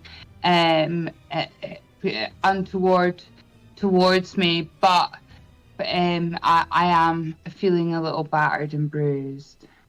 Yeah, wait, that's understandable. mademoiselle. And the shadow people got me. They were clawing at me and they were ripping at me and they were trying to get me, and I think it was the shadow people. Mademoiselle, you are not making any sense. But there was another lady. Yeah, no. I'm sorry. I'm not feeling good. I'm sorry. Ignore me. I could do with something to help me sleep, Doctor. Do you? No, but this is not the doctor. The doctor, yeah, let's say the doctor gave you something to sleep. Okay, he gave you like a bottle of a little vial of laudanum or something like that. This is like the manager, the chief, like in the one they call when something happens about the train before any authorities are involved and any stop. I still said the same thing to him. Yeah, but and he tells you, yeah, there was another mademoiselle found unconscious. Do you know Elizabeth Myers? Yes, possibly. Is her and her husband are here with what the fuck's his name? What's his name? Mayweather. Mencaf. No. Mencaf. Oh, yes. Wait, she's a newlywed. She's yeah. On her honeymoon, her husband's poorly. Maybe we have a virus of some kind. But yeah, I was talking to her, or perhaps Mencaf has spiked both of our shandies at dinner and has done something terrible to us. He strikes me as a very dodgy man. Yeah. Well, we spoke with Mrs. Myers and she didn't say anything about that. Her husband is sick, but nothing more, and he's under the care of this man, Mencaf. And I'm sorry, but if they don't press any charge or say anything, I cannot do anything. And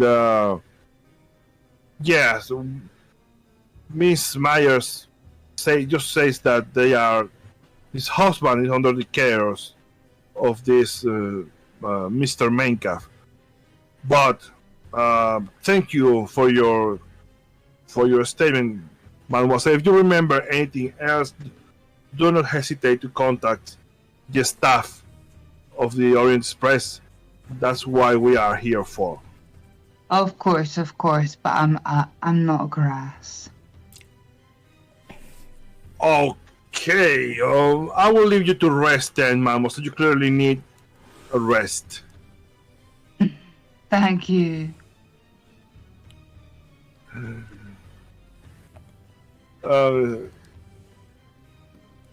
All right.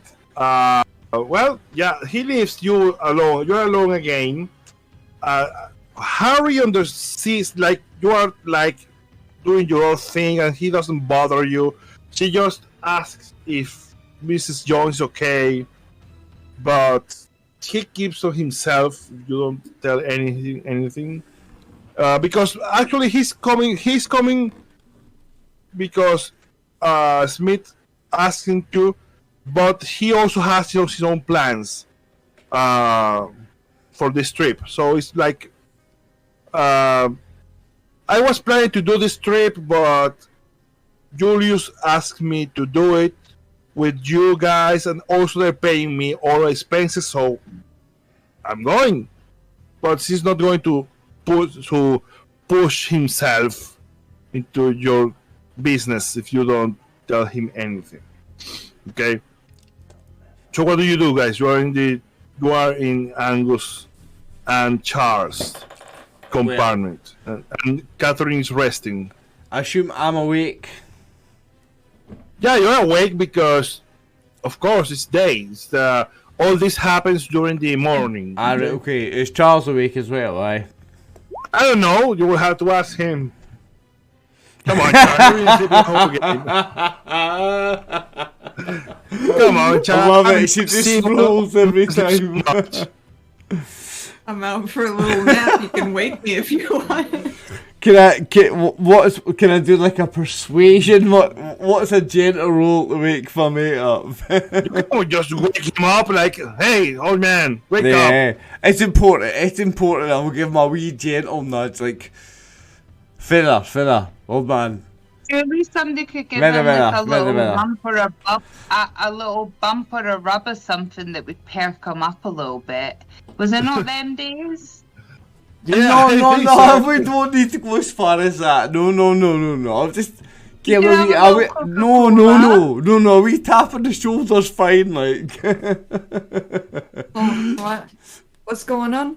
We're just talking about things we need you to pay attention, old man. All right, yeah. Right. What are we talking about? Martin. Catherine knows. Catherine's got to tell you. Martin, you're mute. Catherine's resting and off her tits and listening to these fucking voices in her head. Right, Tony's got to tell us the plan then. Or had a wee sleeping tablet off the doctor. I guess I'd be discussing that Tony would be more open about this shadow stuff because Tammy said exactly, Catherine said the same thing, so he's a bit more... He could probably pass it off as my story, really, if he was worried about his own sanity. Yeah, oh yeah, he's definitely just like, maybe, yeah, but he's more open, I think, saying about, yeah, maybe it's connected, that this shadowy thing.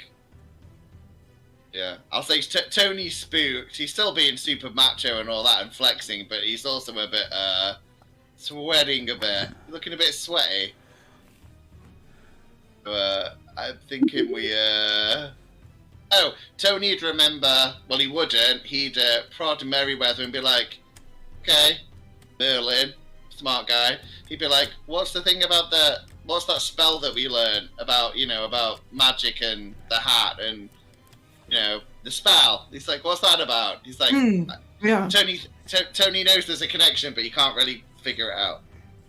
Right, so I think that we would have a chant, seance, but it's really only for the wearer of the fez that we're in possession of, still correct? Have we checked our cargo recently? We also all went for yesterday breakfast. He was there. We all went for breakfast and left it for like... And then there was a commotion. We might want to check it. I think it's for anyone that's suffering the decline of the fez. I think we can help anyone that's got the curse of the fez. I don't know if it's the fez. Is that so? Okay, Sorry. Cavalry, I'm going to give you because how much sanity have you left? Mm-hmm. It's definitely one digit, right? Like 8 points. Definitely. 9? Jason, like that song, The Frayed Ends of Sanity. Well, she's like, about to lose her mind. But She's you are got having that. She's got the laudanum, right? She's drinking away. She's fine. So you remember like a flash of memory, a dark room. You remember a room just like this one where you are now, but a dark room. Mm-hmm. And a man laying down with a fez in his head. And the whispers come from you now can tell these whispers in your head come from there, from this place.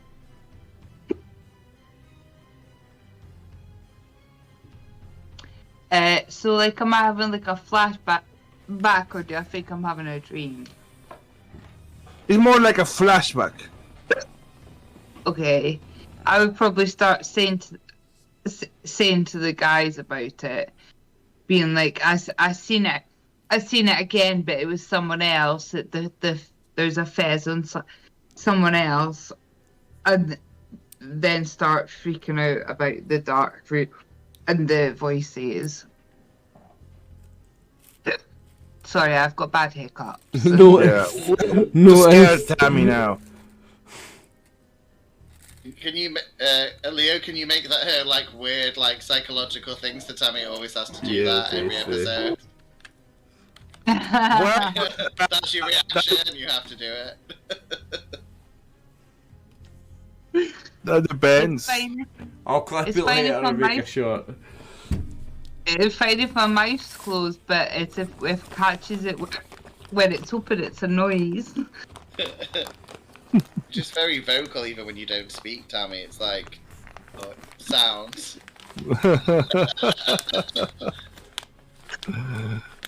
In a Wiccan term, you're definitely the wind elemental. It's like sound and gas and. I'm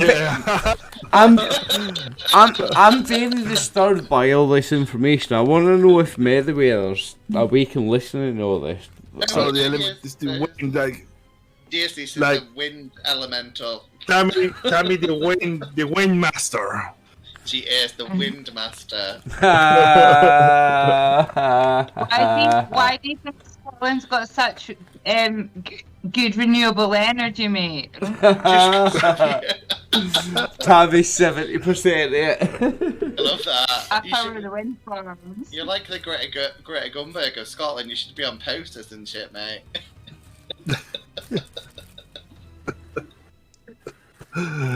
Oh god! Back to role playing. Sorry, I'm really sorry. Don't worry. The laughs are part of the video. This has been the funnest So- session we've had in No. ages there. Because I have a sibling who is also a wind element, and if you make them laugh too much, it gets worse. So I have to be careful with Tammy. Oh god. Okay. Yeah. Well, you hear Catherine says this cryptic thing about the dark room and another fest being on somewhere. Well, I don't know. I told you a dark room just like this one. I don't know if you said that to your friends, but I am assuming you did because you said you were going I'd to be like, tell. yeah, it's here, it happened here. Well, the face. The man, it's happening again to someone else. Oh, the face fucking shrink your head shit. Yeah, we need to stop it. The main calf is definitely behind it. We need to move right I'm- away. I've seen don't- it again. Don't we have the Fez? Are there more Fezes? Wake up Yeah, now. that's the creepiness. There's like at I least don't two, know. right? I don't There's know. At least two. I've seen what I've seen. I don't know what's going on. I think we need to check our cargo. Seems a little peculiar that we would have 2 instances of this. Or 3, because remember that Mencalf had one on No, too. I remember the red face is a curse. It's not like a unique item. It's a curse. The red face. But they all had fezzes on. Did you check your cargo? You check your cargo. Yeah. Where charged? You just go and grab the hat box and open it. Yes, the face is there. So, do you think this happened in that room that she was in? Whose room did you go in, Tammy? Oh, what's her? I don't know what her Remember- name is. Oh, the remember. Russian The woman aristocrat. who was crying. You know who it was. The woman I followed. The woman I followed. So the Russian aristocrat. The last thing you remember, Catherine is speaking with this whipping woman in Yeah, front. but that's what I'm telling them. It's the woman that I followed. The woman who was with Mencalf. Like they were there at breakfast. They see me leaving. Is that not Like, the room they- that they seem Tony picked you upset. up from?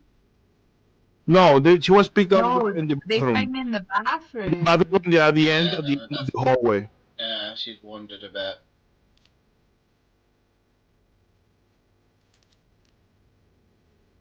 Tony, Well, I think we need to. Tony's fix- freaked out. That's what I'm saying. He doesn't understand. I think we Mine need to find that understands. person. Aye. If it's happening again, we have the means to delay it. Shut it down, yes. Because remember the last person that had it on the head that fucking brutally murdered them? We have the ability to stop that happening to the next person. But I'm going to tell you this because you know it. But seems like Meriwether is the scholarly one. Maybe he remembers it more clearly if I ever find it. Because I don't know what happened. I don't find the spell now. I can. This is the thing. The thing is, charts. You remember this? You remember this ritual? This is a short mantra designed to do just that. Just delay the process 24 hours. But the face is hungry. So we have to give our hungry- power as a Yes. substitute. Yep. You have to sacrifice. You know you have to sacrifice part of your soul. Mechanically, this means that whoever does this has to lose 5 power each time.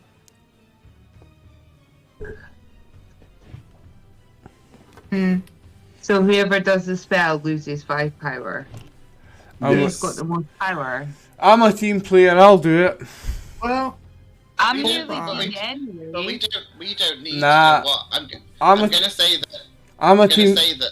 I'm a team player, I'll take it. I've got Oh. 80 power. Sounds Oh, like we you it. also guys- have like 9 sanity. Yeah. You also have like 0.75 sanity. Let me do it. Is one of you guys gonna put the fez on just for fun? Or No, like- no. But I will cast the decline the red phase, the whatever a red okay, red okay. phase decline spell on that guy. I'll cast Ah, it. okay, I'll- Wait. You've got a family.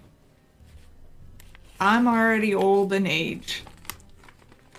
only makes sense. Oh, Charles. No, I think we should just go with whoever has the highest power. This is Charles going for the Oscar now, like. Well, the cunt's finally woke up. It's about time. Hey! my power's 40, so it's okay. Wait, I'm what's on mine? What's 18. mine? What's Oh, mine? you'd be the perfect. You would have been perfect, but you're nearly. Power. I think I put points in power. I think I did. Hang on. Where is Oh, it? but- Where is it? Where is it? Where is it? Leo, To the top.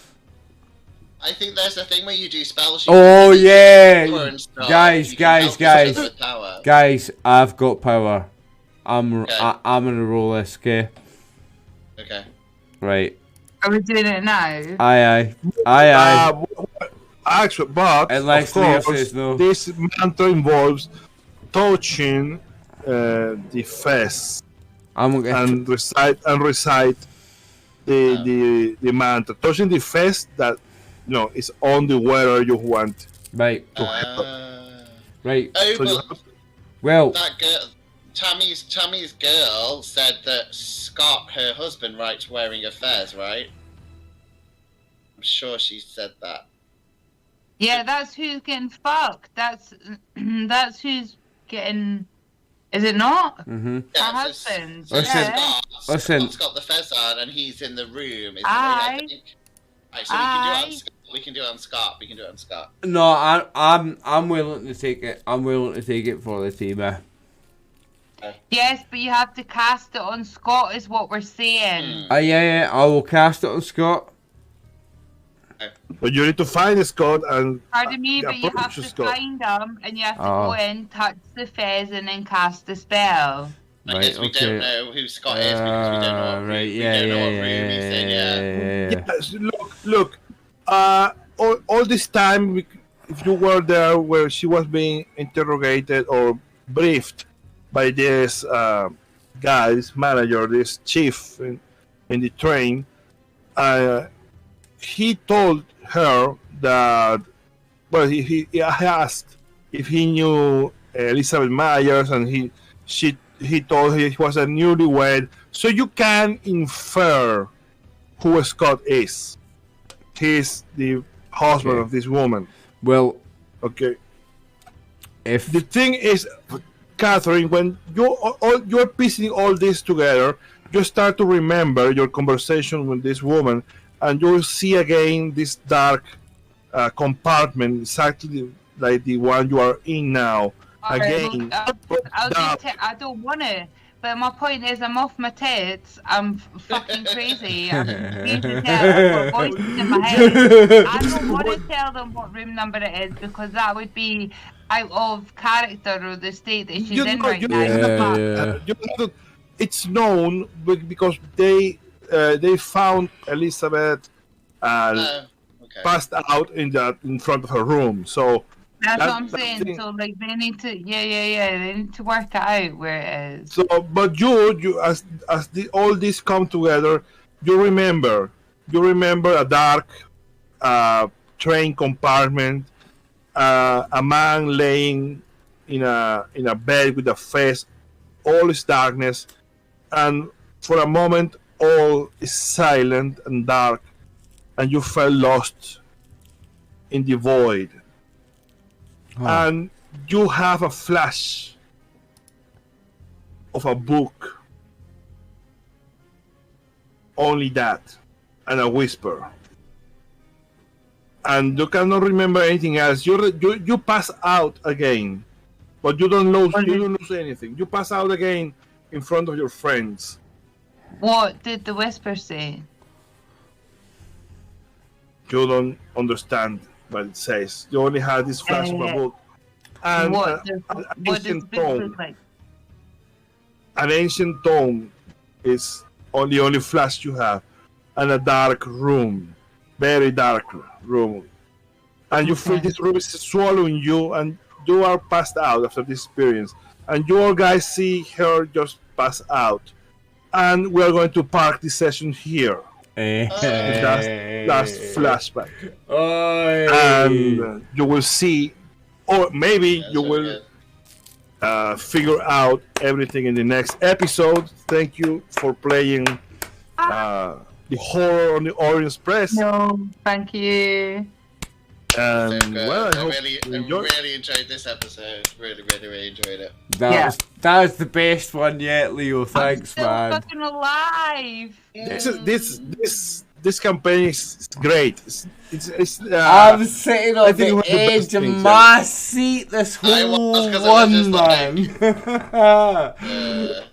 And there's more to come, my friends. There's more to come. This campaign is super good. I mean, this one and the Masks of Nyarlathotep are the best, are the finest things I have ever read in role playing. I mean, it's not like I know everything about role playing, but I focus more on Call of Cthulhu. But this one and the Masks are golden.